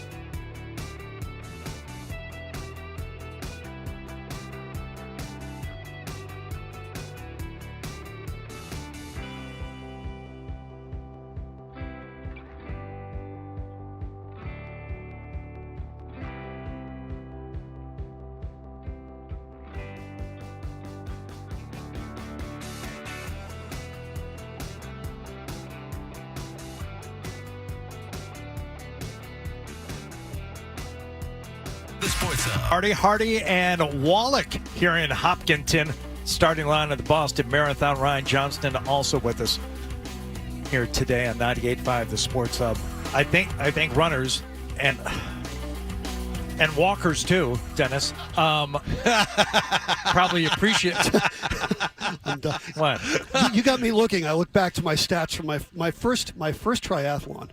4th place out of 29 in my division. My first triathlon. Right? I'm just saying. See that? It was his first. The See first how he one. added that in? That's the first one. First one. I've done about 6 or 7 since. Start talking distances. But I think runners truly do like this weather. This might be like perfect. Agreed. Weather. Your first one was like a 100-yard swim, 4-mile bike ride, and a half-mile run. How'd that go? Yeah. No, the first one was it was a mile swim. It was a 25-mile bike ride. Yeah. And it was a 4-mile run. Oh, nice. Yeah. Okay, 25-mile bike ride. You know what? I'm going to question you on that too, because a mile in a full triathlon, it's only a 2-mile swim. Yeah. It depends. You facts. I don't know that you are. I'm not sure that all of this is on the up and up. In fairness, Hardy, Dennis doesn't make the rules for the race. I mean, look, he just shows up. I could do none of this, but I'm wondering. I know he doesn't make the rules for the race. What he does is he makes up facts and he lies about things that he does. At least I got Ryan on my side. Thanks, buddy. Well, you did beat 25 other people, so congratulations. Yeah. Good for you. Are those the only 25 you beat, or were there other people? I mean, that was just in my division. Oh. Yeah. Your division is overall, I think I was like 64 out of 200 and something. So. Okay. Yeah. How did they divide you guys? By height? What is it? Oh, here we go. Yes. Oh, right. Here we go. Well, no. Well, Zoe is not here. He is not on this show. Rob Gronkowski is stepping up. We're going to get my headset right over right here. I know.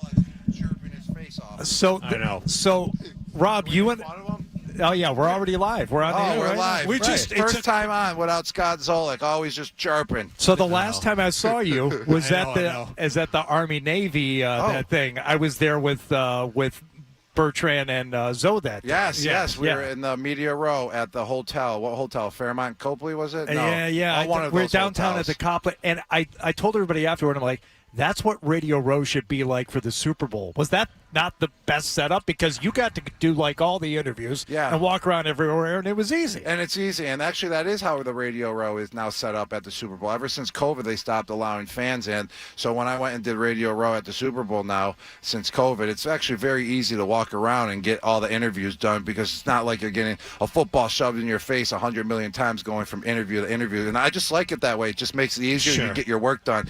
And but it's a lot bigger at the Super Bowl, obviously, than the Army-Navy game. But that was really cool what you guys do for the Army-Navy game, having that media row right there up in the city. It was fun, yeah. It was fun. It was definitely fun. He's personally responsible for all of it. Yeah, Did a great job with it. It's good to see out here. What do they have you doing today? Like, what is it? What is your day like? What does a Grand Marshal do? You fire a starter's pistol? How does that work? Well, it started on Saturday, the BAA, Boston Marathon Association. They gave me the Patriot Award on Saturday night.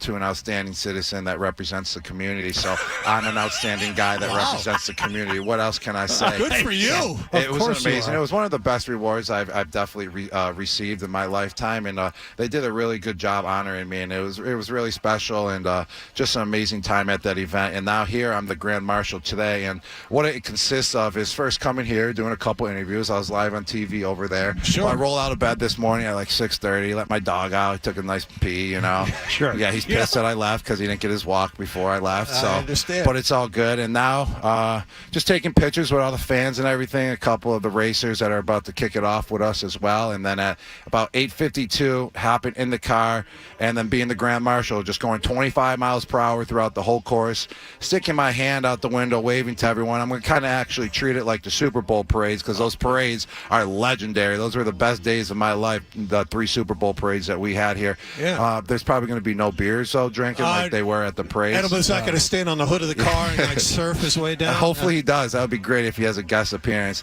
And then an hour after an hour, we're done with the course. Get out, high five some people at the finish line. I'm going to do a Gronk spike at the finish line as well. There you go. Couple more interviews, and then right from there, I'm hopping in a state trooper at like 10:20, and actually going over to the Red Sox game to throw out the first pitch. So today is a legendary Boston day, Wow. baby. That's what I'm talking about. Since you brought this up, have you practiced the first pitch? Because some people get the yips when they do that. I haven't thrown a baseball in like 2-3 years, so we'll see what I have. I'm not sure what I should do. Maybe I was thinking, should I Gronk spike the baseball so like be safer, it bounces off the ground, but then goes right into the catcher's mitt for a strike? Like that would be legendary. I think it would be cool if you didn't even attempt to get it across the plate. You just spiked the ball. Spiked the ball on the mound. Yeah. And then just walked off. Yes. You get a big round of applause. Yeah. All right. It's a great idea. You think that's a good idea? You think they would eat it up? It's going to go viral. It would go viral? All right. All right. Thank you for that idea. You get all the credit. Thank you. Why risk throwing the ball over the catcher's head to the backstop? You control it this way. Yes. You're perfect. Yeah, and it's just legendary to do that, too. What are you spiking at the finish line? What do they have you? I brought my own football. Okay. Yeah, and it has like 2 PSI in it. So I don't even think it's going to bounce. All right. Yeah. Borrow that from your buddy. Yeah. I knew that was coming next. I knew that was coming.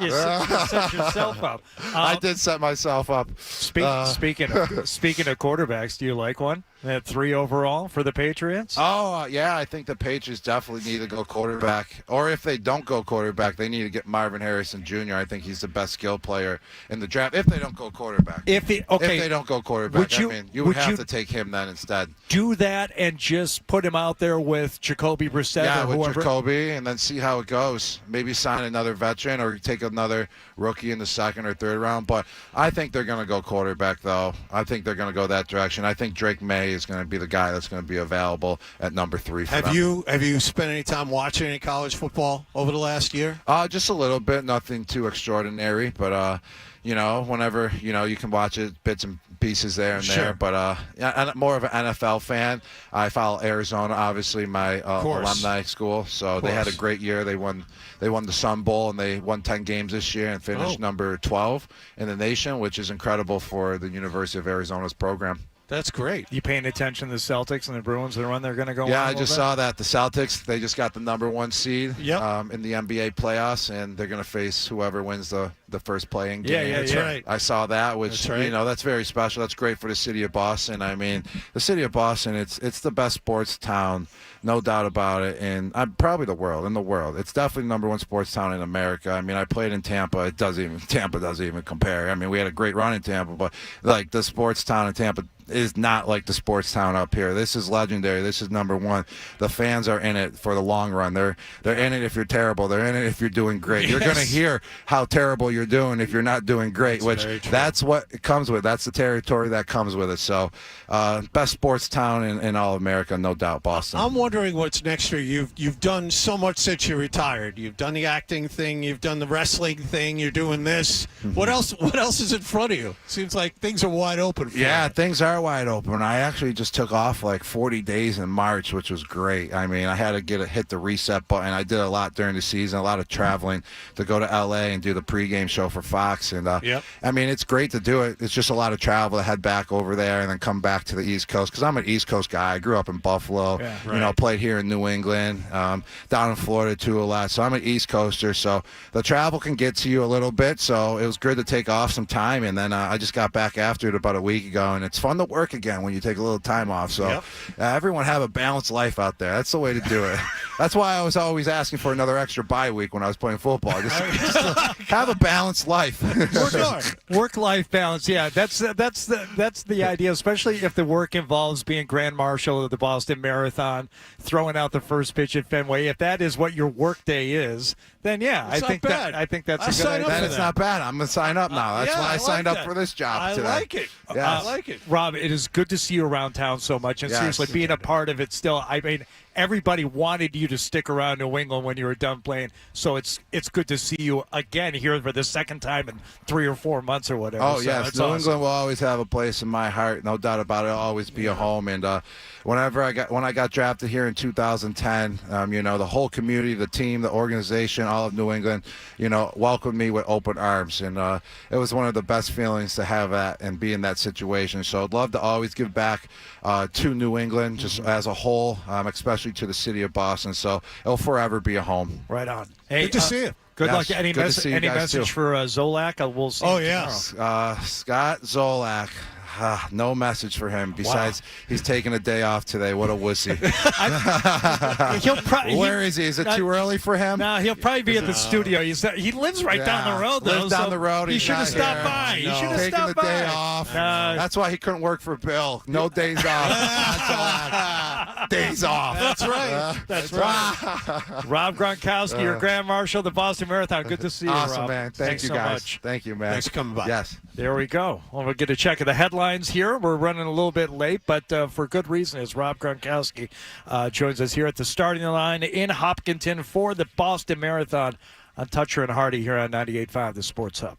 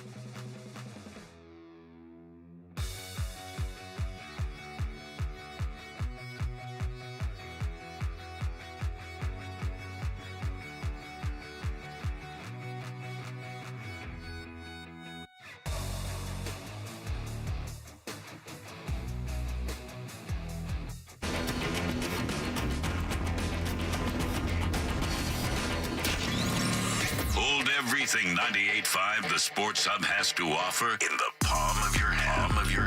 I need that. Listen live. Get breaking news. I need it. Download the Sports Hub app. Toucher and Hardy, the reviews are in. I got to say, I don't want to talk about you. Give me about 5 minutes of my time. Hear what he said. Now more of on the Sports Hub. It's presented by Dick's House of Sport. Rob Gronkowski just joined us. I was especially interested to learn that he took 40 days off in the month of March. I know. I didn't want to say anything, but he did. He said I took about 40 days off in March. I mean, I'm like, all right. it's like in the moment. There's only one Gronk, man. He's so nice. It's like, God love that guy. And it was like so cool when he sat down with us at the Army Navy thing. There was a tiny bit of friction between him and Zoe because, and look, we all deserved it. Anybody who was watching Gronk when he first started doing like the Fox analyst stuff, yeah, we goofed on him a little bit, but we goof on everybody. So, but I think he took it a little. I think he took it hard coming from Zoe because, those guys as now both former players hold each other in a little higher regard and a little different standard, and they're members of a very exclusive club. But also, Zoe does the job, as an analyst and a broadcaster. Yeah. And I think he was, I don't know, it just hurt his fans a little bit. But we got it all ironed out. Everything's good now. You think? You think everything's all smoothed out now between the two of them? With him and Zoe? Yeah. Yeah. Okay. Yeah. All right. But that guy is doing well for himself as a think about it. He didn't want to play football here anymore. He still wanted to play football, just not here for Bill. Yes. And also not in Detroit. Oh, that's right. Well, he was going to retire instead of go to Detroit. Yeah. Well, okay. So he had a couple of stipulations here, but for a guy who, there's not too many people who can pull this off. Is my point. Where you can leave here and say, I don't want to play football here anymore. Go win a Super Bowl with another team, and then come back to this town and be as universally loved as he is. As carefully crafted, and we've talked about this extensively on the show over the years, as carefully crafted as sometimes we think his public persona is, if you have a chance to stand next to him and just talk to him, he's so pure. It's really something. Even now. This isn't Larry the Cable Guy, No, where it's like, anytime you can take 40 days off in the month of March. Yeah, I mean, you're really cooking with gas. I don't know what you guys are like. Didn't you learn when you were in grade school, like 30 days have November, April, May, and September? All the rest have 31 except for March. It's as School's different in Buffalo. 30 days has September, April, June, and November. That's the last image of the morning right there. We got the runners. If he does spike that baseball today, though, for his opening pitch. And you get props for that. Has he been back to impressive. Fenway since he dented the trophy? I lost you just for a second. I was just asked, has he been back to Fenway since he dented the trophy? Oh, I don't know. That was one of his previous appearances at Fenway Park when he bunted, one of the World when Series he bunted trophies. the ball. No, when he bunted the ball with the Super Bowl Lombardi trophy, and left a dent in it. Yes, that's right. It's not the real Lombardi though. The Lombardi though, don't they give them like replicas to walk around with? I mean, the team gets to keep theirs, but there's one of the Patriots ones had a dent in it because he bunted a baseball with it. That's the one they kept. They let Gronkowski hold the actual team one, the one that got displayed afterward. Yes. Right. That seems foolish. That's not great.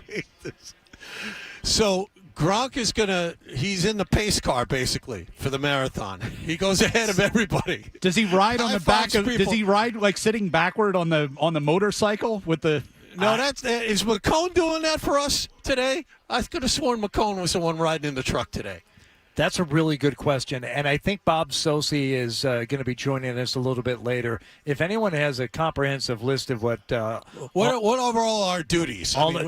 We're supposed to be here. I know that. But beyond that, I don't know. Yeah, I thought McCone was going to be. I thought McCone was in one of those trucks, but maybe they thought better of that afterward.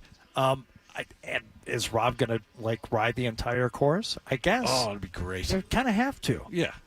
People would absolutely flip out if they saw him drive by before the leaders. But the thing is, you really do got to hustle. I mean, if he's here at the start of this thing, you got to get to Boston and make sure you're there in time. Well, especially if he goes out in front of the wheelchair division. And they go first, right, Ryan? Yes. They're off at those guys. That is unbelievable. Yeah. Like how fast they cover the 26.2. The wheelchair goes off in less than an hour. Okay. From here. By the way, there are a lot of announcements and things and official things where I see everyone turning their attention to. We can't hear any of them because we're on the air. Yeah. We have our headphones on. I hope we're not being disrespectful or anything, but I really don't know what's happening. We're kind of set up in a separate little section here with another TV station and a radio station, so I I don't know if there are like major announcements going on or anything. They can't hear us. They can't hear us from there. Okay, all right. Well, maybe we're supposed There's no reason to masters this thing. You're speaking in hushed tones. Seriously. Is there a reason you're on like the 15th green while someone's friends. putting in front Welcome of you? to the marathon. Well, seriously. I'm going to pull a Zack Johnson if I hear them cheering for something going on. I'm going to stand up and tell them to F off and then deny that I did it. Well, if you got me on the radio saying it, but I was really just saying it to myself, for screwing up that Duncan read. I wasn't saying it to anybody in particular. It's ridiculous. So we're going to have Bob at 9. Is that right? Sure. Bob Sosi? Sure. Is he? Okay. Very good. But there's no one at the finish line at 9 o'clock. What's he going to tell us? Well, Bob will give you all of the sights and sounds down there at the finish line starting at 9 o'clock. Because then. All right. Very good. All right. Bob has run soon this after thing that, before, they'll be I believe. coming by. I mean, an hour or so after that, right? That's right. The wheelchair division, they're going to be there in about an hour. I and a half. guess it makes as much sense as having us out here at the ass crack of dawn, telling you what's going on at the starting line. Nothing. I got generators going. There's Look. What's happening at the starting line, Hardy? Well, our chief engineer, Dennis Knudsen, has been here since 4. Yeah. Other than that, not much. Yeah. And at 4 o'clock this morning, we had to take the sides off of these tents, and there's Velcro. And I got spoken to for making noise while TV was on the air. Oh, that's too bad for them. That's awful. Get out of here. First timers. Lord. Yeah, that's fine. All right. Can we talk to Ryan about the Bruins? Yeah, but we'll do it bit? next. Yeah. We'll do it in a few minutes here, and we'll find out what he thinks about this matchup with Tampa, which I like none too much, Ryan. I am not a fan, but we'll get Ryan's thoughts and yours too, for that matter. If you'd like to chime in on any of this, 617-779-0985, live at the Marathon starting line here in Hopkinton. Mr. Wallach and I are here on Toucher and Hardy on 98.5 The Sports Hub. You're listening to Toucher and Hardy on the Sports Hub.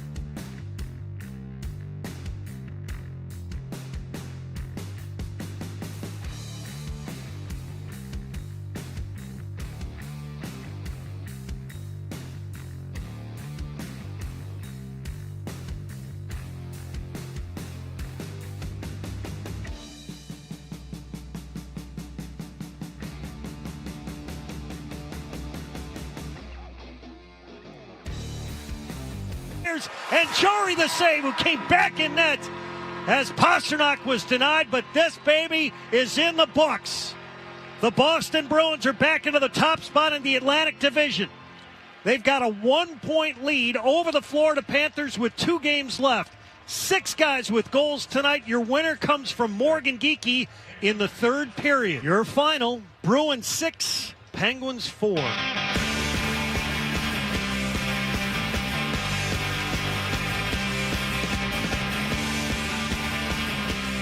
We're live at the starting line here in Hopkinton for the Boston Marathon. This hour of coverage is brought to you by the American Lung Association. As people are starting to kind of gather among the barricades right here at the starting line of our first marathon participants going off here. Little after 9 o'clock. Little after 9 a.m. Thank you, John. Thank you, John. And we have the Boston Bruins heading to the postseason where they are going to be up against a team that they should, by all indications, based on regular season play and a lot of things you can convince yourself of, have very little trouble with, except for a couple of things. Ryan Johnston, who you can hear on the hockey show, calls games, does a great job with all things hockey. Ryan, how do you feel about the Bruins' first-round matchup? Hate it. Thanks, Ryan. Hate it.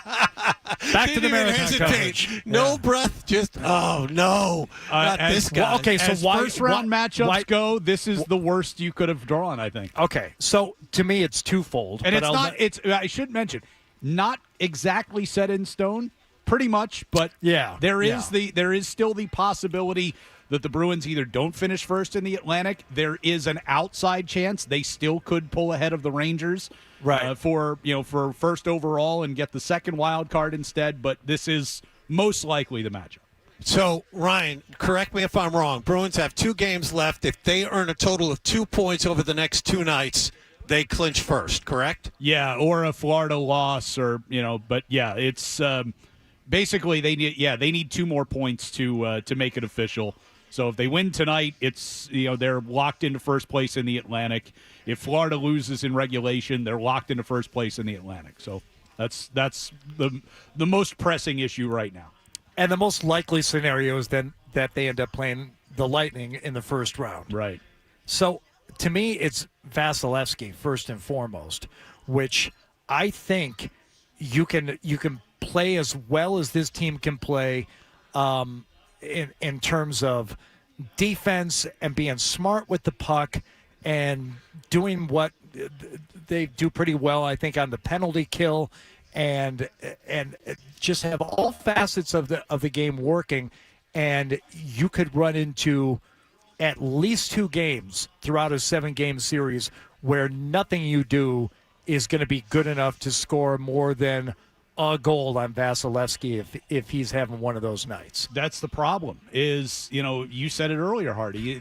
You get into the playoffs, hot goalie oftentimes ends up being the difference. Vasilevsky, we've seen what he can do. Career postseason, he's got a .921 save percentage and .237 goals against average, 7 career shutouts. Like, this is a guy who's battled. What bothers me about this team is they're battle-tested, right? They know how to do this. They know how to cruise through a regular season, which they have done again this year, get into the playoffs, and then they become a different animal. And they've been one of the best teams in the league over the last month and a half. They're 14-4-2 since the start of March. Like, they find their game at the right time of year. They are going to be a tough out. I'm sorry, we can't hear you, but we're currently being buzzed by a helicopter for some reason. So I don't know if you're able to pick that up where you are, but not at all. Sound great. Yeah, I know. Great live radio is fantastic. Blasting Ride of the Valkyries as he flies over. My question to you, Ryan, about this playoff series, especially when you're facing a guy like Vasilevsky, is the Bruins' top 6 as constituted good enough? I just saw Jake DeBrusk score a goal. And you would have thought he had won the Stanley Cup. I saw him score a goal in Pittsburgh on Saturday, and everyone was going nuts. Hey, look, it's a goal from Jake DeBrusk. They're going to depend on him in this series. Is Danton Heinen really your top left wing on this team? I mean, that's where we are right now, if you're Jim Montgomery. I'm not worried about the top 6. I'm worried about the bottom 6. Like, you need depth. One of the problems that the Bruins have run into historically in the playoffs is they get to be too top-heavy. So if you're relying on Pastrnak to score all your goals, that's a problem. I need to know what the bottom 6 is going to look like. Are they going to be consistent enough? Are they going to bring enough in terms of scoring? But the biggest issue right now is the power play is a legitimate problem for this team, because not only are they not scoring, I forget what the stat was. I think Beersy mentioned it on the hockey show this week. It's like Pasternak's got one power play goal in the last 30-some games. I mean, it's insane how dormant that power play has gone. And not only that, but now they're giving up shorthanded goals on the regular. Or they're so bad even when they don't give up shorthanded goals that they are turning over the momentum to the other team. That's something that you cannot do, especially against a team that's as good offensively as Tampa. Yeah, when was that shorthanded goal? Was it Saturday, Ryan? Well, they gave up one against Carolina on Thursday too. Okay, it was Saturday. There was the one against Carolina. They had a chance to get back into the game. Instead, 10 seconds into the power play, they gave up a shorthanded goal, and then they gave up another one against Pittsburgh on Saturday. It's a legitimate problem they've got to figure out here in the next couple games. And in terms of the power play, what is it? Do you think? I watch it and I see, number one, teams doing a pretty good job of locking down a couple of key areas. Pastrnak has that spot where he gets low right off of the goalie's stick side, and he can kind of score at will from there.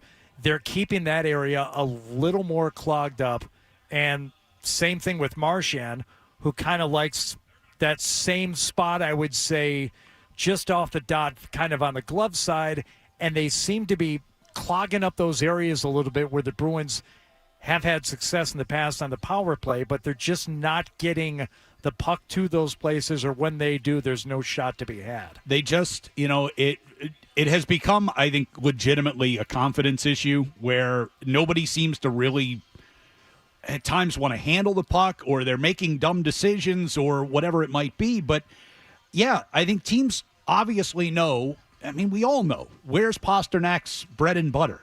Take that away, and what do the other 4 guys accomplish? And the answer is not much. And I think they get locked in with trying to set up Pastrnak because they know that's their number one weapon, rather than taking what the defense is going to give you. In a 5-on-4 situation, they can't cover everybody. So who's open?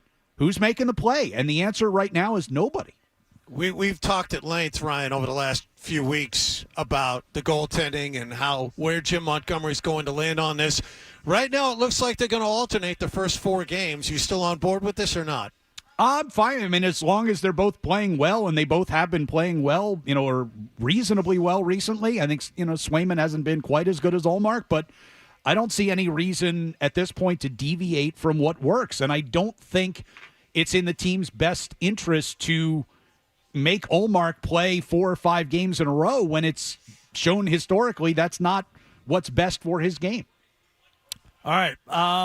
We're going to continue here talking Bruins and Celtics.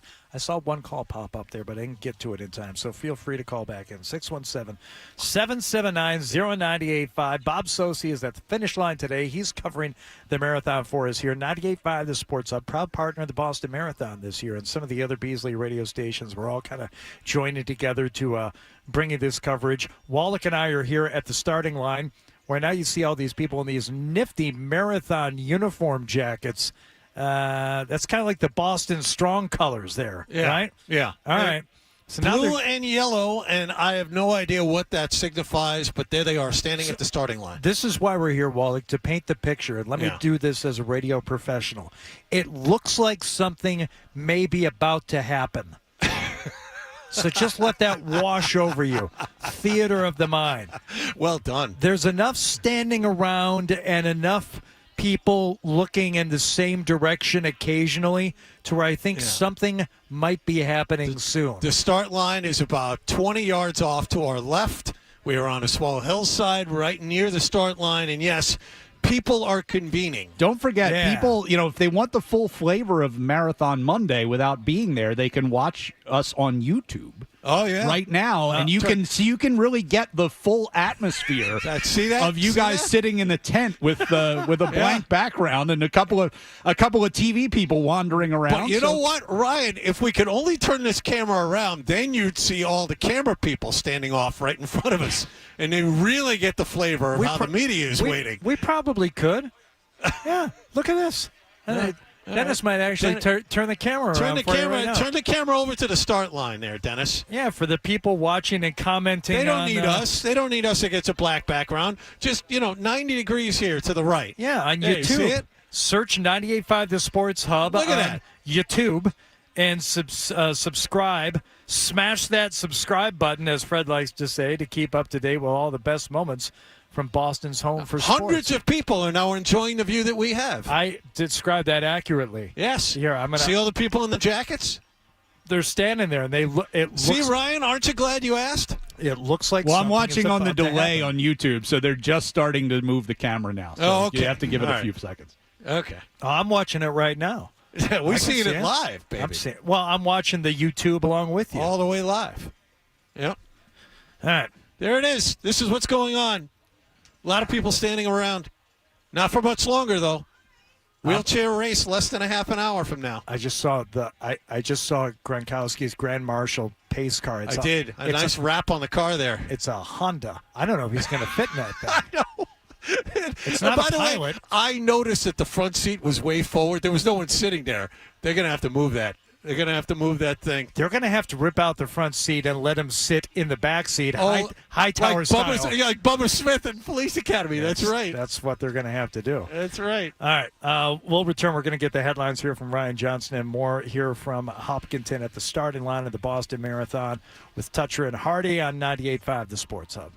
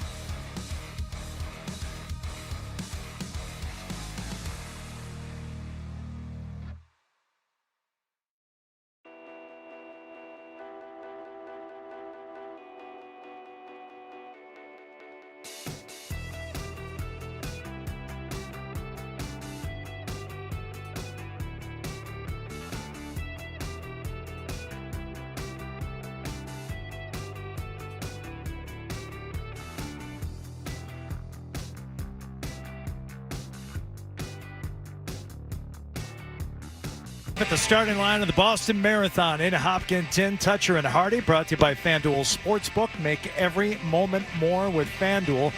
In this hour of the marathon, we are brought to you by the American Lung Association. And the people on bicycles going out now. Wallach, what's going on with these people on their bicycles? That feels like cheating.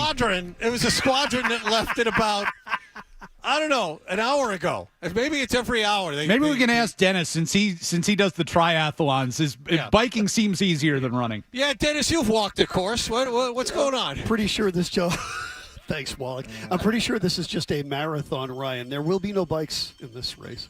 Okay. All right. So I think maybe now Rob Gronkowski is he driving the Grand Marshal vehicle? Is he driving that thing? No. Does he have a good GPS on that thing, do you think? Jeez, I can't.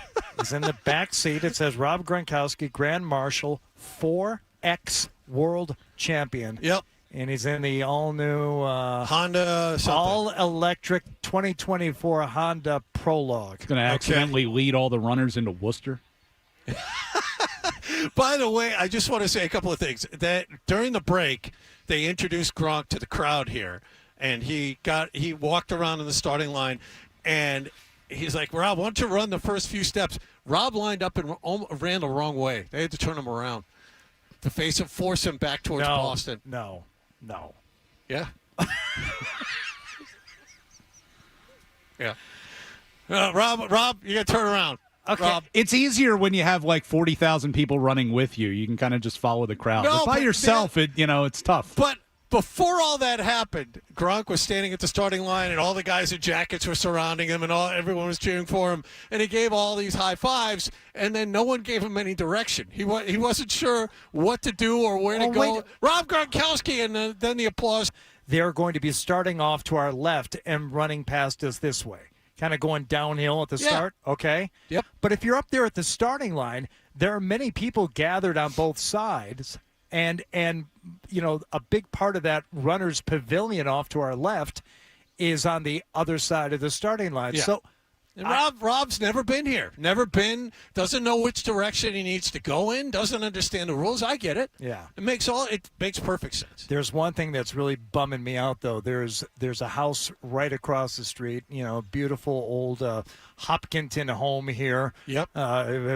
Just gorgeous, stonework. It looks like it says circa 1745. Yes, right on the front. mid 18th century home here. There is a dog that has been at the front door of this big glass door.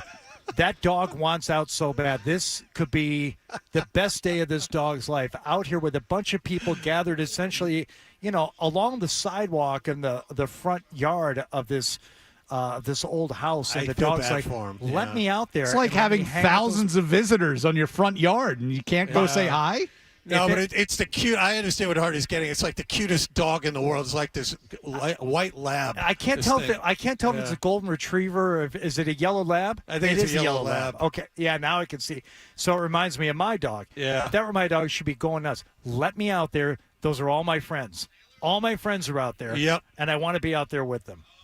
Oh, that's terrible. All right, Bob Sosky will join us at 9 o'clock to tell us what's happening down at the finish line, which I'm guessing is nothing. Then we're going to have the award-winning email segment, which I know you can't wait for. What's happening at the finish line right now? It's hours before anybody's there. It's the same thing that's happening here right now. No? That's right. That is untrue. There is a palpable excitement and energy at the starting line. There's a lot of Boston milling Marathon. around. There's a lot of milling around. People getting ready to do a lot of walking. I'm telling you, man, something's about to happen here. Now, the wheelchair race, we're about 20 minutes away from that. 14 minutes to start.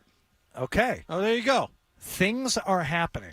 I think we're going to have an anthem. We're going to have some songs. There's this like whole itinerary of stuff. Ayla Brown is singing the national anthem. Yeah, well, she was sitting right next to us. And now she's not. Morning. She's on her way over. Okay. All right. So See, she's going to be doing that. Look at you with the media guide. Check you out. That's fantastic. Oh, I read this thing cover. I was not given one of those. I memorized it like Rain Man. Look at you. I was eating my spiral bound thing. Oh, that's the other thing about that hotel of horrors I stayed in last night. They started serving breakfast at 6:30 this morning. Oh, you got the continental breakfast? No, 6:30, Wallach. Oh. We had been here for over an hour. Oh, that's too By bad. the time they started serving breakfast. You must be hungry. Which did me no good. Yeah. Well, I did have that appetizer platter at the Bees last night, so. Did you save any of that? That'll tide me over. They asked me if I wanted to take the chips home with me because the only thing left on the plate when I got done Sure. was some leftover chips and the spinach artichoke dip. And I said, I don't think that's going to keep very well. So you can hold on to that. But at least your hotel room smelled well. Thank you. That's a good thing. No, it did not. It smelled like death. It smelled like there had been a death, and the death had been cleaned. Uh-huh. But there were remnants of both the death and the cleaning. I understand. But at least you're over it, and we're all very happy about that. The pillows were comfortable. I'll give them credit for that. Smelled, but they were comfy. You get past the So you smell, never it was answered my fine. question. What's the farthest distance you've ever run? I did answer your Did you question. answer my just question? didn't listen to the answer. Nah, I'm not going to tell you. I wasn't paying attention. I don't know, probably 5-6 miles. All right, something like very that. good. I don't know, that's enough. But not for these people today. They got 26.2 miles ahead of them, and we are going to be here to watch every single one of them go off, unless they go off after 10 a.m., at which point I will not see you. Wait, No. do you think you're going to be able to get out of there? Because the last I had heard from you, you were expecting to be there until like noon. Okay. We were told that there might be an escape route. We'll see. Yeah, how do we feel about that, Kelly? She feels she pretty gave good us a about it. thumbs up. All right. Kelly is in charge of everything. She is. Because 10 a.m. is the start. That's when wave 1 goes off. Like that's when it really gets real. There was some talk of us having to be here until 11 before we would be allowed to leave. And as a group, we collectively decided that probably wouldn't be good. Yeah. No, I think Kelly has this all wired. I think we should be able to leave when we are finished. Yes, we've devised an exit strategy so that when we're done here at 10, because here's what I don't want to have happen, Ryan. I don't want people like going, oh my God, there's John Wallach. Oh, Wallach. It's a big distraction from the focus from the should event. be Yeah. It happens on the athletes and the runners here today. It happens. Not on John. And Aren't you the guy who hosts the golf show? No. There'd be a fair amount. I know you there'd get that. There'd be a fair amount of that, but mostly it's people just making Tony P and DC like requests of you. Wallach, let's see it. Come on. A lot easier for Wallach to Unleash get out it. of there because he can just flap the wings and get above the crowd. There we go. You've been waiting all morning for that. Nice. And almost three hours without a bird reference. That's also why he didn't get a one of those media guides because they were afraid he'd rip it up and use it to supplement the nest. I want to step aside now because I think we want to be back live when things get underway here at 9 a.m. officially. So let's do that. And then we will continue our coverage here from the starting line of the Boston Marathon in Hopkinton. Hardy and John Wallach here. Ryan Johnston in studio on Toucher and Hardy here on 98.5 The Sports Hub. You're listening to Toucher and Hardy on the Sports Hub.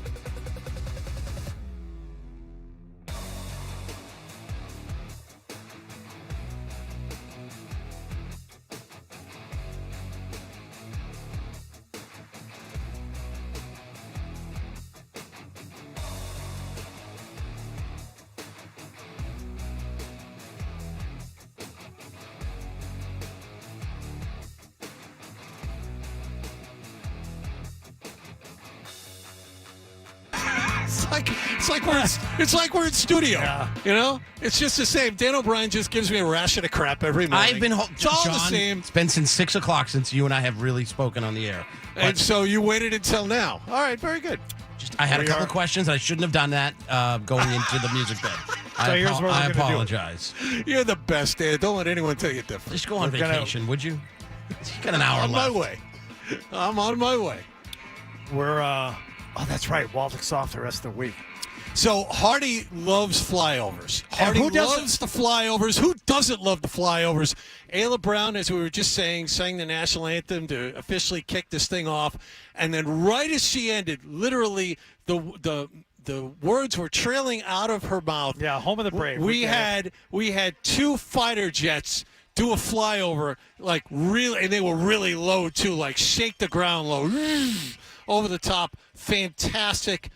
Timing couldn't have been better, and Hardy was here under the tent and missed the whole thing. I mean, they were so low, Dan, that I couldn't see them essentially coming, and they left, obviously, so quickly that there was no, like, peeking your head out from under the tent to see them in the sky. As soon as you heard them, they were long gone, yeah. Well, you know, it's funny. I could hear it here in the studio because I have the feed of you guys even during the commercial break, and I was like, oh, there goes the flyover. Oh, good stuff. I missed it. Oh, sorry. I missed the fly, and I am the guy that will still, to this day, if there's a flyover taking place at Gillette that I know about, because I live close enough to Gillette to where I will try and spot it. I'll go outside if I think there's a flyover. I'll just try and spot them circling.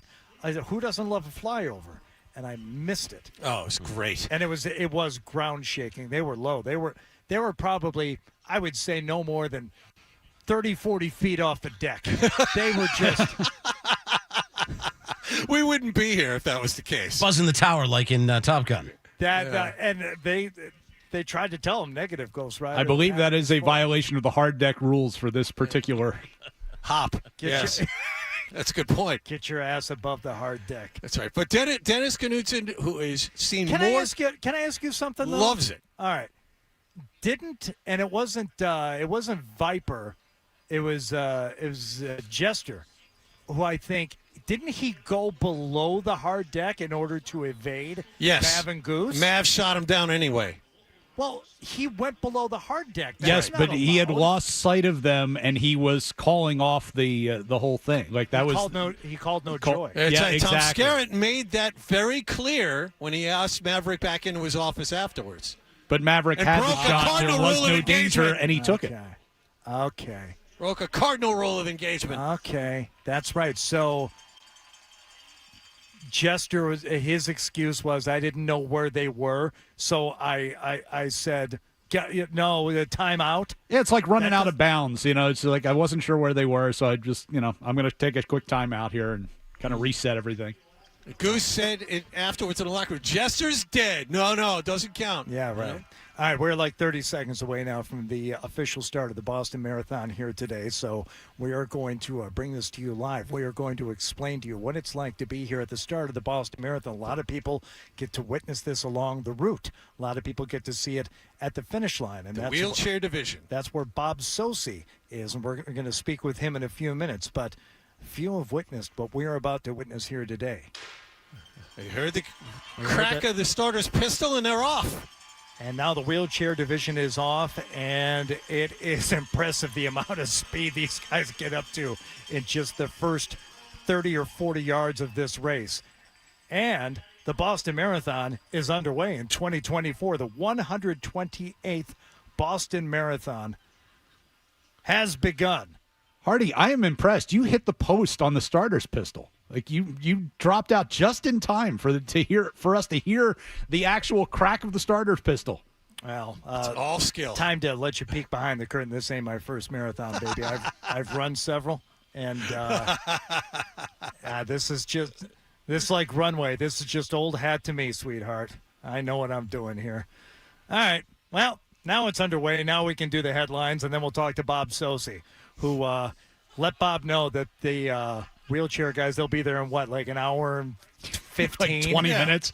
That's about hour right. 20. Yeah, I mean, hour it's 20. Yeah. It is unbelievable the amount of time they cover this course in. But we'll check in with Bob here in a few minutes here on 98.5 The Sports Hub. Town Fair Tire Studio, the home of the Bruins, Patriots, Revs, and Celtics. Come on, Maxi, step back three is good. Boston's home for sports is 98.5, the Sports Hub, the Easily Media Group station. Sports Hub headlines. Well, as you just heard, the 128th running of the Boston Marathon getting underway. Wheelchair division has just begun. The men's elite runners will step off at 9:37. The women's pros come 10 minutes after that.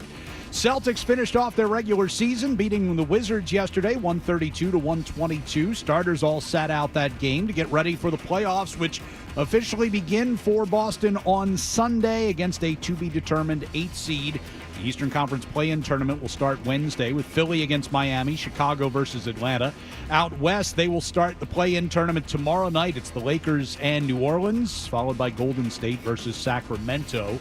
Red Sox will play at Fenway Park today, the traditional 11:10 a.m. start time. Cutter Crawford will get the start. They're coming off a 5-4 win over the Angels yesterday to take 2 out of 3 in that weekend series. Now the Cleveland Guardians in town for 4 in a row. Bruins will take on the Washington Capitals on the road tonight. Join Judd Surratt and Bob Beers for Duncan pregame at 6:30. Face off at 7 here on 98.5 The Sports Hub. The NHL yesterday fining Bruins defenseman Kevin Shattenkirk $2,734.38 for unsportsmanlike conduct in Saturday's win over Pittsburgh. Patriots will host Michigan quarterback J.J. McCarthy for an official visit today in Foxborough. And Scotty Scheffler cruised to his second Masters championship, beating the field by 4 strokes. Sports Hub headlines brought to you by the Colossal Lobster Rolls at the 99 restaurants. 100% North Atlantic lobster piled high on grilled brioche, served hot buttered or with just the right amount of mayo and celery. You gotta love the Nines. I'm Ryan Johnston on Boston's Home for Sports, 98.5 The Sports Hub. We got more headlines in around 30 minutes. This is Charlie McAvoy. High slot, McAvoy, poke check, McAvoy! And you're listening to the home of the Bruins. McAvoy coming from deep in his own zone. Backhand, he scores! 98.5 The Sports Hub. Toucher and Hardy. Such an enticing explosion. 98.5 The Sports Hub. Starting line of the Boston Marathon here in Hopkinton. This hour of coverage is brought to you by House of Possibilities. So that's what's going on at the starting line as the wheelchair division is off, both men and women. Now we'll find out if they've already crossed the finish line in downtown Boston with Bob Sosi. Bob, are they there yet? Arnie, I'm looking down Boylston Street. I have not spotted any yet, but I'm sure they're right around the corner. We will stay with you until they cross the line, sir. Well, let me describe what's happening here right now as we speak. Yeah, lots of things are happening, right? A lot of people standing and chatting, drinking coffee, and enjoying the beautiful day that we have here in Copley Square. Now, there's an awesome feeling just coming here. I took the train in to Park Street, and the doors open, and then you see all of the runners in their varying colors with their clear plastic bags carrying their gear, making their way across the common, just waves of them toward the buses. And then walking from there to Copley Square, the excitement and the energy, it's palpable. And I know that's a cliche, and it's used by people in my business as play-by-play broadcasters trying to set the stage for a game. But you really sense it, really feel it, and it's such a beautiful morning here. It really is, I think, and having experienced it a couple of years ago, it's our finest day in sports in Boston and in the surrounding communities because of all the people that pulls together and all the people it takes to stage this event. Have you run one? You have run one of these, correct? Yeah, I ran one. I finished behind 25,000 others in 2022. You finished. That's all. Now, did you walk it like yes. Dennis over here, or did you actually run the whole distance? Unfortunately. Well, if you discount the watering stations, I ran it. But my strategy, because I went in injured, I had to gut through the pain, John. I played hurt that day. I understand. Got to the water station, each mile marker, got to the front of the water station, walked through that, and then resumed running the last cup station. So that was my strategy, and it paid off. So what is it like at this hour of the day when you're making that slow walk to board the school buses all the way out to where we are? I think as a first timer, just to try to take it all in and not think about like that ominous task, that ominous goal that's in front of you to run 26.2 miles. For me, it was just put your headphones on, listen to music. I chatted a little bit with the gentleman seated next to me, Chip Singer, who we both ran it for the Flutie Foundation, and just try to take my mind off of like what I was going to attempt to do. And then you just get so caught up, I think, once you get to Hopkinton, there's so many people there, and you have what seems like a lot of time initially to get your gear on, to prep, to go to the bathroom, to get a drink, whatever, and then get to the starting line. And it flies by. And the next thing you know, you're amid the masses, all these ants being funneled on the ant highway toward the starting line, and then the gun sounds and you're off.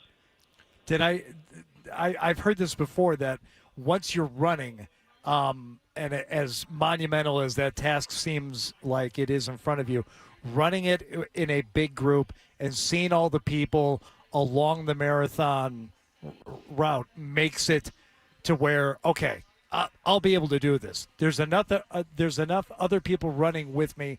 There's enough people cheering you on literally every step of the way to where once you get into it, you kind of get a confidence that maybe you didn't have before. No doubt, Hardy. I went in with earpods thinking I would listen to music the whole way. I never put the earpods in because as soon as we started, from Hopkinton through Ashland and all the way to Boylston, the crowds were incredible, and they were so enthusiastic, so energetic. It was a day much like today, bright and sunny, cool. It was a great setting. It was the first time the marathon had returned to the spring after, of course, being rescheduled for the fall in the wake of the pandemic. So there was just a great spirit about it. And as you said, you have always – and you wind up running with about 1 million different partners. I had a couple of media colleagues who I ran with a few steps along the way, Chris Price of the Globe being one of them. But then, you go at your own pace, and there's always somebody else coming up who's running at your pace for the next quarter mile or so. I want to know what is Bob Sosie's pump-up music to run. I want to know what you listen to on the way out there and what you would plan to listen to on the run. A little Springsteen? What are we talking about? John, this is no exaggeration, and this is the truth. When I got on the train in North Quincy, I just started my playlist, my iTunes, and the first song in the rotation that came up was, speaking of Springsteen, Born to Run. And so there you go. There you go. Very slowly plod. Labor. Oh my God. Hardy just put his head in his hands. I swear to God, Hardy. Yeah! I'm going to run a marathon today. Yeah! Don't tell me you and Fred are along the same lines when it comes to Springsteen. I'm not even along the same lines. I don't know if you were writing like, we need a cliche joke in this script right here, and here's the guy who likes Springsteen, and he's going to listen to Born to Run before he gets ready to run the marathon. No, too hacky, too obvious. That was your life. That actually happened. You did that. I did it. Well, I was going to go Jackson Brown running on empty. That's Forrest Gump. That's for Heartbreak Hill. Yeah. Yes. So what are your duties down there at the finish line today, Bob? Well, I'm hanging out here at Copley. I'll be in the media center for the most part to just provide updates as the racers go off. And we were accustomed to dynasties around here. We just wrapped up the docu-series, The Dynasty, and we've got a couple of individual dynasties in the race today. Marcel Hughes just went off with the wheelchair racers. He's a 6-time champion. I tried to match Tom Brady with a 7th title. You've got Evans Chibet looking for a 3rd straight win. Ellen Abiri says she's in the best shape of her life. She's looking for her 2nd straight win in what is apparently the strongest women's field based on the times that they have collectively coming into this race. So it should be an amazing event when you talk about the elite runners, but then the 30,000 plus overall, that's just something to behold. So, Bob Sosie at the finish line here for us today, and he's going to be providing Boston Marathon updates all day on the Sports Hub, which is brought to you by the Doug Flutie Jr. Foundation for Autism. So you're camped out there all day, Bob. Before the start of an NFL season, you are the consummate professional, and you will go over the rosters of every team, certainly for the Patriots, but everyone on the rosters for the other teams, and really identify those tricky names early on so that you're comfortable with them when it comes time to call the games. Did you do the same for the marathon, and how's that going? Well, I've worked on my stentorian cadence, Hardy, the best that I can, but with all those syllables and vowels, it's very difficult to maintain my proper elocution, if you know what I mean. But, every year up until this one, I've been with Zolak and Bertrand, somewhere toward the finish line, like doing headlines. And you're supposed to, it's like, okay, it's like you said, it's one of the great days in Boston sports. And you have to announce who just, won what. And I never thought about it until the instant it was in front of me. Like I saw it on a screen in front of me, like who won. I'm like, well, let's give this a try. Let's just say some sounds. Yeah. And might be the name of the person who won, might not. I'm pretty sure I'll get the name of the country right, but beyond that, it's really just a guessing game. And no one ever called me on it, so it's fine. You'll be all right. I was going to say, I don't think too many people in the audience are going to call you on it. No, you'll be fine. All right, Bob. Well, enjoy yourself. Great to have you down there. As you said, people walking around drinking coffee. It's great. Enjoy that for the next hour or so. No, it is awesome, guys. Good to be with you. Good to be with you, Bob. Thanks so much, and we'll listen for your updates. We'll listen for your updates all day long here on the Sports Hub. There he goes, Bob Socci, voice of your New England Patriots. Ensconced with Springsteen at his side. This was something I've thought about when, because everybody, I think, entertains the thought of running the marathon when you live in Boston. Like, sure. Maybe I'll train for and run the Boston Marathon. And then you start thinking about, that involves some really long training runs. That has never entered my head once. Ever, never. Okay. Well, yeah, you're not from here. But some of the training runs go on, toward the end, they're like 3-hour training runs, right? It's not just how long it is, Hardy. It's when it is. You have to train in the dead of winter in January and February to do this. Yeah. But I didn't even think that far. All I think of is I can't be alone with my own thoughts for 3 hours while running. And I don't have anything that I want to listen to that's 3 hours long. Plus, I don't know that I want to have earbuds in for 3 hours while I'm on a training run. So this is how I talk myself out of it. This is how I wiggle out of ever really entertaining the idea of training for and running a marathon. You could just listen to the podcast of the show. Yeah. Because we want to hear this back. Yes. I love listening. Want to listen to this again. I love listening to myself back. If Soci's a Springsteen born-to-run guy, I guess, Hardy, that would make me a Dire Straits guy. Walk of Life. Very good. Well done. See, if you give it to them, they can't give it back. Good job. I'm trying to think of a song with half in the title because most of what you do are like half marathons. Yeah. Or you call it a half triathlon, which turned out to only be like what'd you call it, a duo? Because a biathlon is shooting and skiing. That's something else entirely. You ever done that? No. What's your version of the biathlon? It's cross-country skiing and shooting, so what do? Put on snowshoes, walk across the yard, and flick a slingshot at a tree? I've consulted. Is that the Dennis Knudsen biathlon? I've consulted with Kelly, and I've decided not to speak anymore today.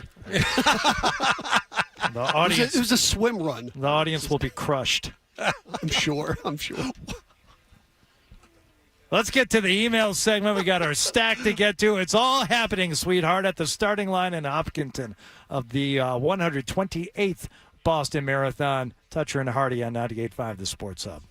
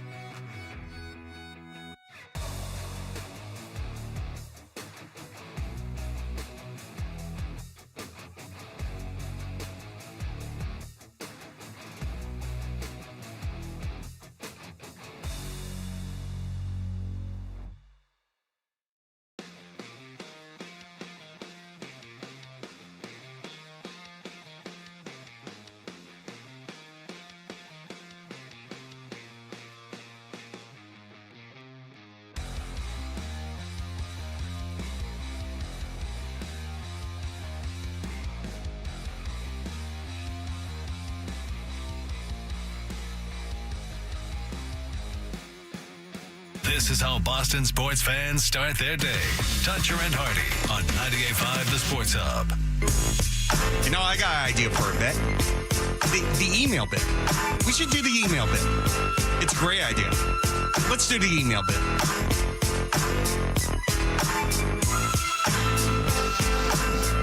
We are live from the starting line in Hopkinton. Toucher and Hardy. John Wallach is with me, but he's, I don't know, off looking at things that aren't even happening right now. Yeah, we're back. He's okay. He's getting ready to run with the elite runners who go off in 14 minutes. Right. Stretching out. Wallach is the only one who could actually probably go out there and at least make it through the first 4 or 5 miles. Oh, I'd struggle. No, you could go out there and run the first 5 miles of this thing today. I could. And you know what? The big tease is that, and you said it a couple of times before, all of this is downhill at the start. So it's like, oh, this is easy. You can do this. And then it begins to kick your ass when you get to 3, 4, 5 miles. Hardy, imagine you just said he could run the first 5 miles. Then you have 21 miles still to go. Yeah. Oh, I'm not saying he could complete the marathon, Ryan. Once you get through the first 5, though, it's like, you know.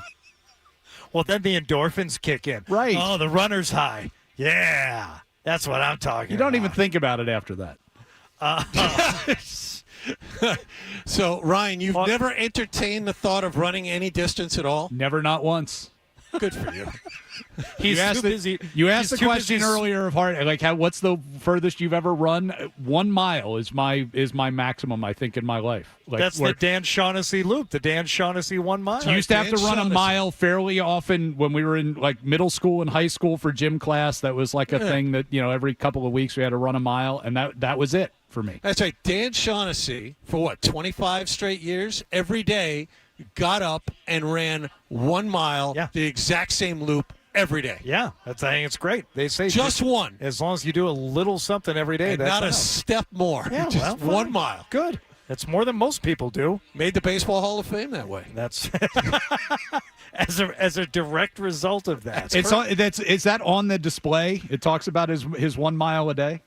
It's carved right in there. I have not been out to Cooperstown, but when I do, that's when. Oh, you haven't been? Oh, you gotta go. Oh yeah, I'm gonna go out there and baptize one of your kids in the bathroom. Absolutely. First email here this one just came in from Sam Monroe. Well, boys, I'm not running the marathon, but I do run every morning, and it's the sweet serenading caw of the majestic eagle that keeps me going. If I ever finish a marathon, I give all the credit to you sweet bitches for taking my mind off how much I hate it. Love, Sam. Well, that's very nice. I'm glad we could be a part of your morning routine. This is from Choppa in Quincy. Good morning, Hardy. Looking forward to your Masters recap week. That's right. If you think it was just today, there'll be more tomorrow. Oh. Wednesday, Thursday, and I'm going to Friday. miss that. That's too bad. Am I the only one who is questioning why the TV coverage didn't start until 3 o'clock? Why? I realized a person could stream it, but for us old school folks, it was like WTF. Appreciate your work, Choppa and Quincy. It was 3 o'clock on Saturday. It was 3 o'clock Thursday, Friday, ESPN. 3 o'clock CBS Saturday, 2 p.m. CBS Sunday, as has been the custom for years and years. The Masters app, you're right, is maybe the best streaming app and best app in all of sports. Really? I don't know how much money they dump into this thing every year and how they get it to work as flawlessly as it does, but you can watch featured groups, you can watch holes 4, 5, and 6, you can watch Amen Corner, and on Thursday and Friday, and then early on Saturday and Sunday, it was no big deal for me just to pull it up on my phone, cast it to the TV. It's literally, the swipe down on your iPhone. The quality is that good. It's amazing. The quality is great, and it's also, they're basically producing like 5 TV broadcasts at once. Like all those streams you just mentioned are pro broadcasters, like, TV quality, same graphics, everything. It's amazing. Yes. Now, do you guys follow one group, or do you like to focus on one hole in particular, or one set of holes in particular? Early on, you can only watch holes 4, 5, and 6 if you're watching the very beginning of the coverage, and then after that, bounce around a little bit. And I tell you what I do like about it: it keeps you off your phone. because as we all tend to do, you're sitting there watching something, and then you scroll down, you're looking at your phone, you miss something, you got to back it up. No, your phone is being used to cast the content to the television. So there's none of that. But it still begs the question, Ryan, why don't they expand the coverage on ESPN or the Golf Channel? I guess because the Golf Channel is NBC Universal, and they don't want to mess around with taking stuff away from ABC, Disney, or CBS on the weekends. But why doesn't CBS just cover the Masters at the very least starting at noon on Saturday and Sunday? It's about keeping it special. That's what it's always been about. They limit the amount of exposure because they want it to feel special. They don't want it to be like the PGA or the British Open where they're on for like 16 hours a day. I would watch it 16 hours a day if they put it on. But I will give them this. They made a decision a few years back to actually show the entirety of the last round, because they used to come on the air on Sunday and the leaders would be on like the fourth or fifth hole, and they'd have to go back and show you a recap of what had happened in the first hour since they teed off. Correct. But, Ryan, things change. I mean, the world has changed. Doesn't matter, John. They don't change at Augusta National. Hardy can speak to that. But that's it's the same tournament as it was back in the 40s. I mean, God forbid you should make more money with sponsorship for those early holes. It's not they don't do the money Hardy, is not a concern. 4 minutes an hour? That's right. 4 minutes an hour of sponsorship. 4 minutes of commercial. They're not in it to make money. They are in it to entertain the masses. And they are in it to give us a little taste of what it is to be at Augusta National for those few hours on Saturday or Sunday. And how nice must it be not to care about money in today's day and age? As we found out years ago. If you're a member at Augusta National, money means nothing to you. And it was Martha Burke who was leading the protests about the another gunshot. That was the start of a race, right? That wasn't. No, the hand. It's not the wheelchairs.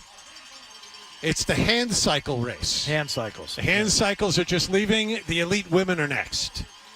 No, the men go off first. Men go first? Men go first. Men go first. Okay, thank you. Martha Burke was leading a protest years ago and was going to lead a boycott of advertisers. And the Masters got wind of this, and they said, well, we're not going to take any advertising this year. And we're going to buy all the commercial time back from CBS. And then they went ahead and said, and while we're at it, we're going to do next year too, in case you get any ideas about your protests going on. So they have a near bottomless pit of resources from their members. That's something I'm not familiar with. All right, another email here. It's from Nick. Yeah. Subject line: Stop being mean to Dennis. Thanks, Nick. What's your son's name? Not Nick. Okay. No. Thanks, Nick. And not be coming from him.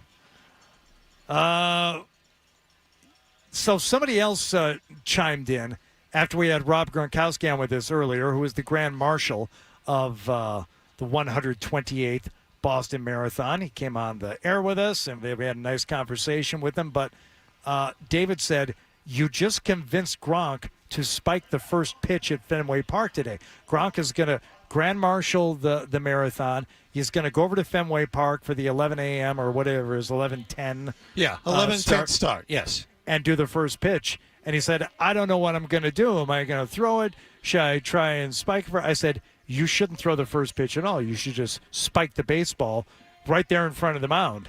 And if it would be epic. He used that word a couple of times. I said, you'll go viral. Yeah. And he said, okay, if I do it, you're going to get credit for it. He said, you two were joking around, but Gronk is too literal for that. He's going to do it. I don't know. He's going to do it. He might. 11. So you figure it's right around 11 o'clock.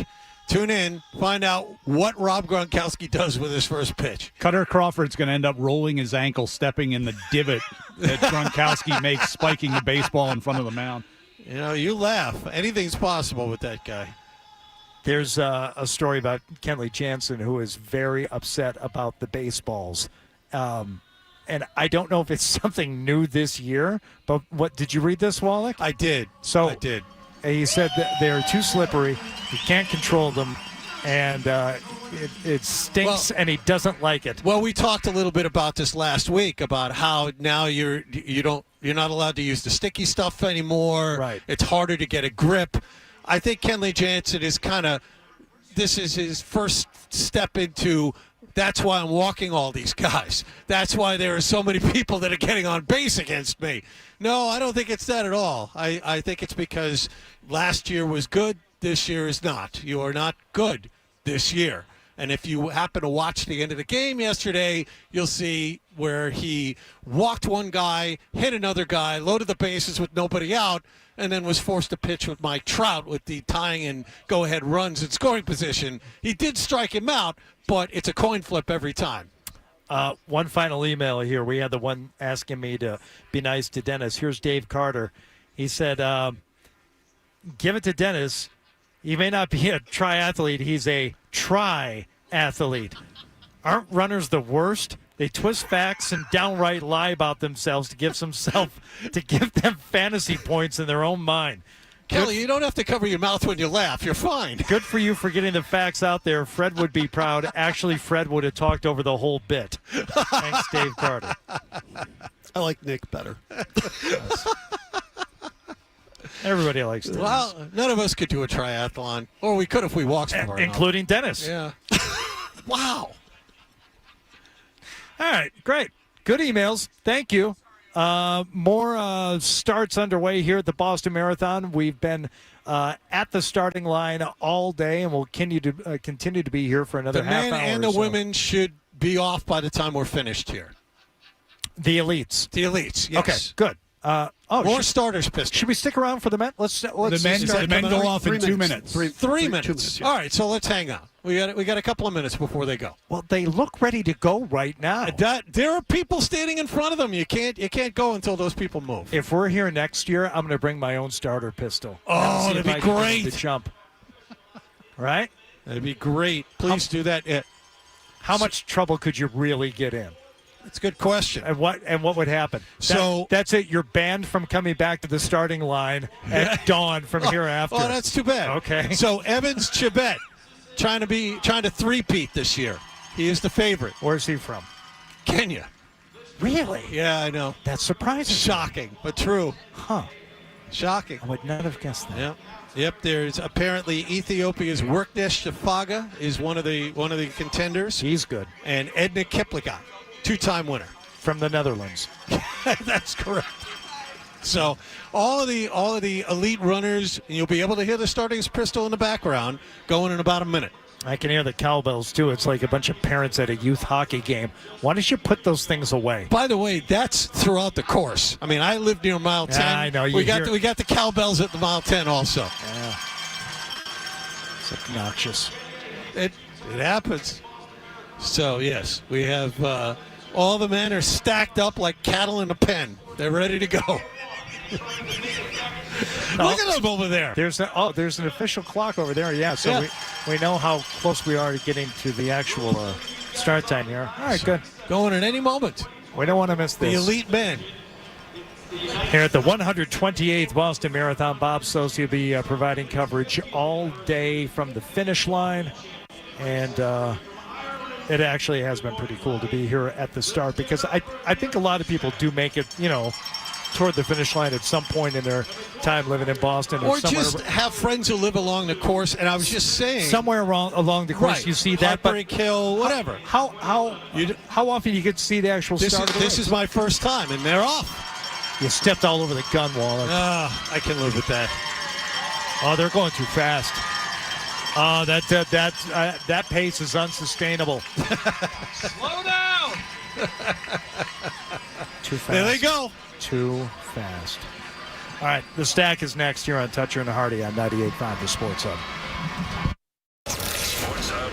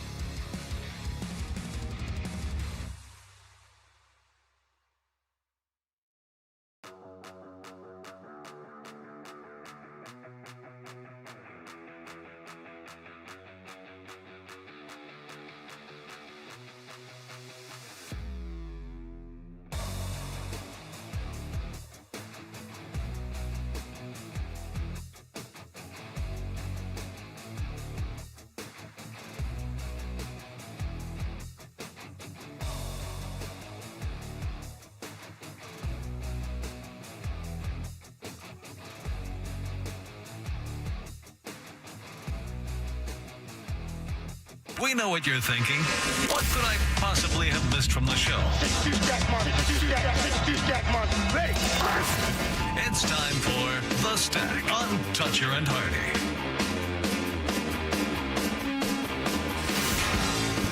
Toucher and Hardy brought to you by FanDuel Sportsbook. Make every moment more with FanDuel. This hour at the Boston Marathon. Starting line at Hopkinton. Brought to you by House of Possibilities. The elite women getting ready to go off here. Let me tell you something. Don't step on the gun. I'll try not to. What time are they officially going off? 2 minutes. 2 minutes. We can do that.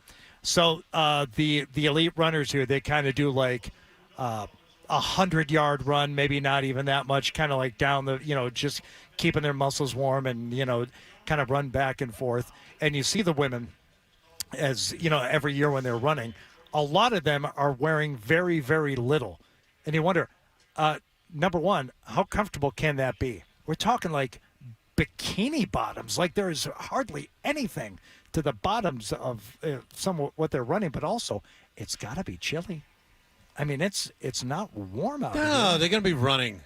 Well, they're going to feel it. Well, couldn't you walk around like in a nice terry cloth robe right up until it's time to go off? I mean, they're seriously, I'm not exaggerating. There is more skin exposed than is covered for some of the women running here today. Could put off the basketball tear-off pants, like you're just going into the game right before you fire the gun. You know what? Thank you. Good call. Thank you. Keep the legs warm. All right, we'll get to the stack here momentarily. Ultimately, though, I think this is perfect running weather. Not too hot, not too frigid. I think the runners like it this way. Dennis, do you like it this way? What are you asking him for? He walks. Well, as we go to the expert panel, Hardy. Dennis could wear an Eddie Bauer Ridgeline parka with the amount of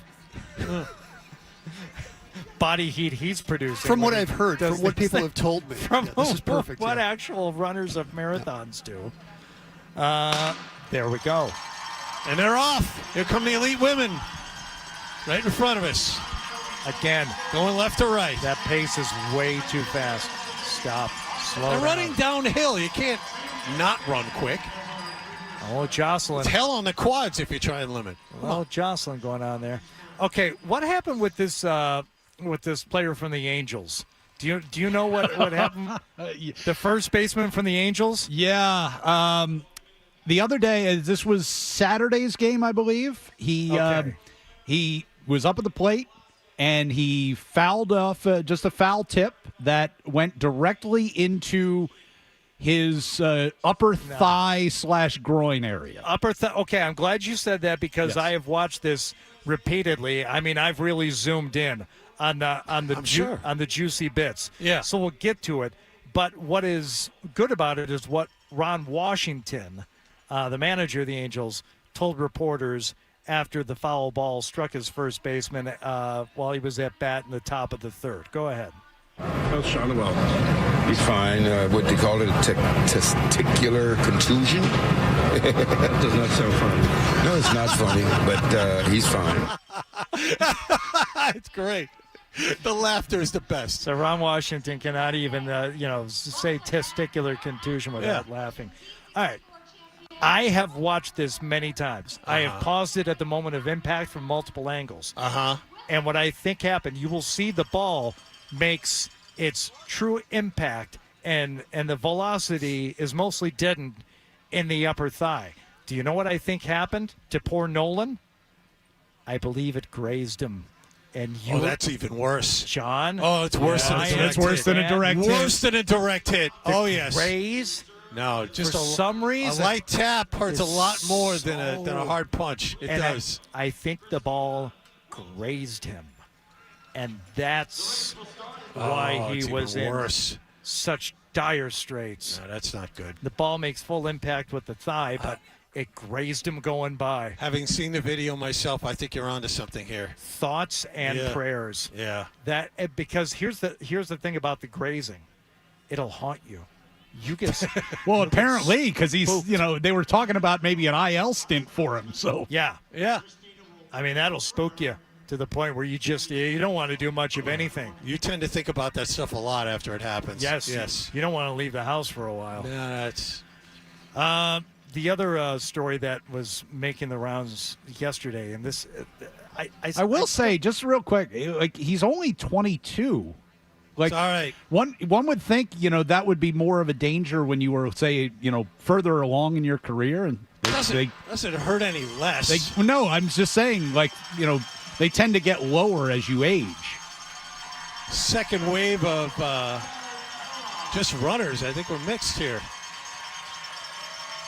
Yeah, we have a mixed men and women. Yeah, we got a bunch of second wave, bunch of Knudsons out here. This is the para athletics division, John. Is that what this is? Yes. Okay. I don't know what these are just runners. It is the para athletics division. Was starting at 9:50 this morning. Okay. Well, they're runners. They're all runners. They're all marathon. Everyone's leaving. participants. Everyone's leaving to go to Boston. That's what's happening. We have a story about the Larry Lucchino funeral that is troubling in a couple of different regards, because you would think everybody would stop what they were doing, drop what they were doing, and attend Larry Lucchino's funeral. As it turns out, two people were not in attendance. John Henry, who was represented by his wife, Linda Pizzuti Henry, but apparently John Henry was feeling ill. Tom Werner, who was overseas, did not attend the funeral either. He had a lot of hard decisions to make about Liverpool. I don't understand. And if John Henry is like truly, truly ill, like can't leave the house, can't go out there, and he just, maybe he literally couldn't get out of bed. But if there was any way you could have, I don't know how you don't go. I don't understand. How many bullets did Larry Lucchino take for that ownership in the early 2000s? When things were going wrong and the media was clamoring to get all over John Henry, Larry Lucchino, and I've said this many times on the show, ran blocker for him. He was very important to that organization, and that's stating the obvious. But the other part of it is, personally, he did you a bunch of favors with the media and other people. And it's just kind of this ongoing feeling that you get that John Henry is just not that invested in the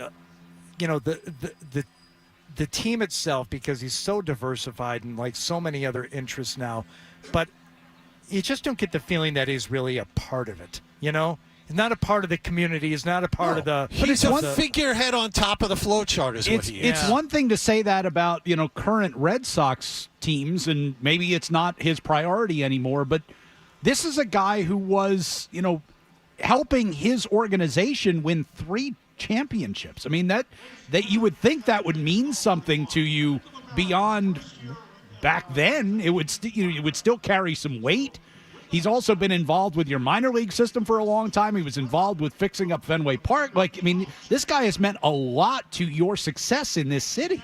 I mean, have you been, just to kind of put the capper on this, have either of you been to Worcester to see a game? No, I hear it's fantastic. It's palatial. It's fantastic. And Larry Lucchino is the reason that ballpark, Polar Park, is there. Yeah. And all of the infrastructure around it as well. As a guy who went to Worcester when he was a kid, the place where that ballpark is not a place you would have wanted to visit 20 years ago.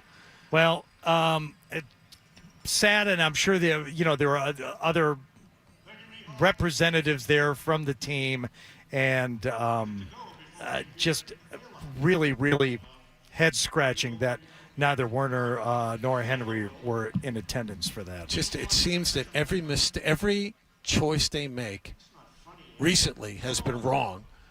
And I understand they brought 4 titles to an area where we never thought we'd see one, but that doesn't give you license to just forget about the team. No. Either. No. And let's face it, the team came home, and after a really nice home opener where they honored the 2004 team, and there was a really nice tribute to Tim Wakefield. whatever good feelings you might want to have about this team and remembrances of important people, whether it's Wakefield or Larry Lucchino or anything else, it all just kind of, flows by the wayside. And if you don't win all that much and you compound that by having some bad looks from ownership by not being in attendance for Larry Lucchino's funeral. Just unfortunate. It's a tailspin they haven't been able to pull themselves out of. The goodwill doesn't extend that far. Yeah. All right, we're getting out of here. Thank you to everybody for being a part of the broadcast here today. All right, we have marathon fever, ladies and gentlemen. Runners are leaving. Good luck getting home, guys. We'll be Thanks. fine. Ryan Johnston, thank you. Dennis Knutson, Kelly Anderson, everyone Thank you, here, guys. thank you. Yep. John Wallach, thanks. Enjoy the rest of your week, buddy. Thank you, sir. I'll see you all on Monday. All right, I'll be back tomorrow here on 98.5 The Sports Zone.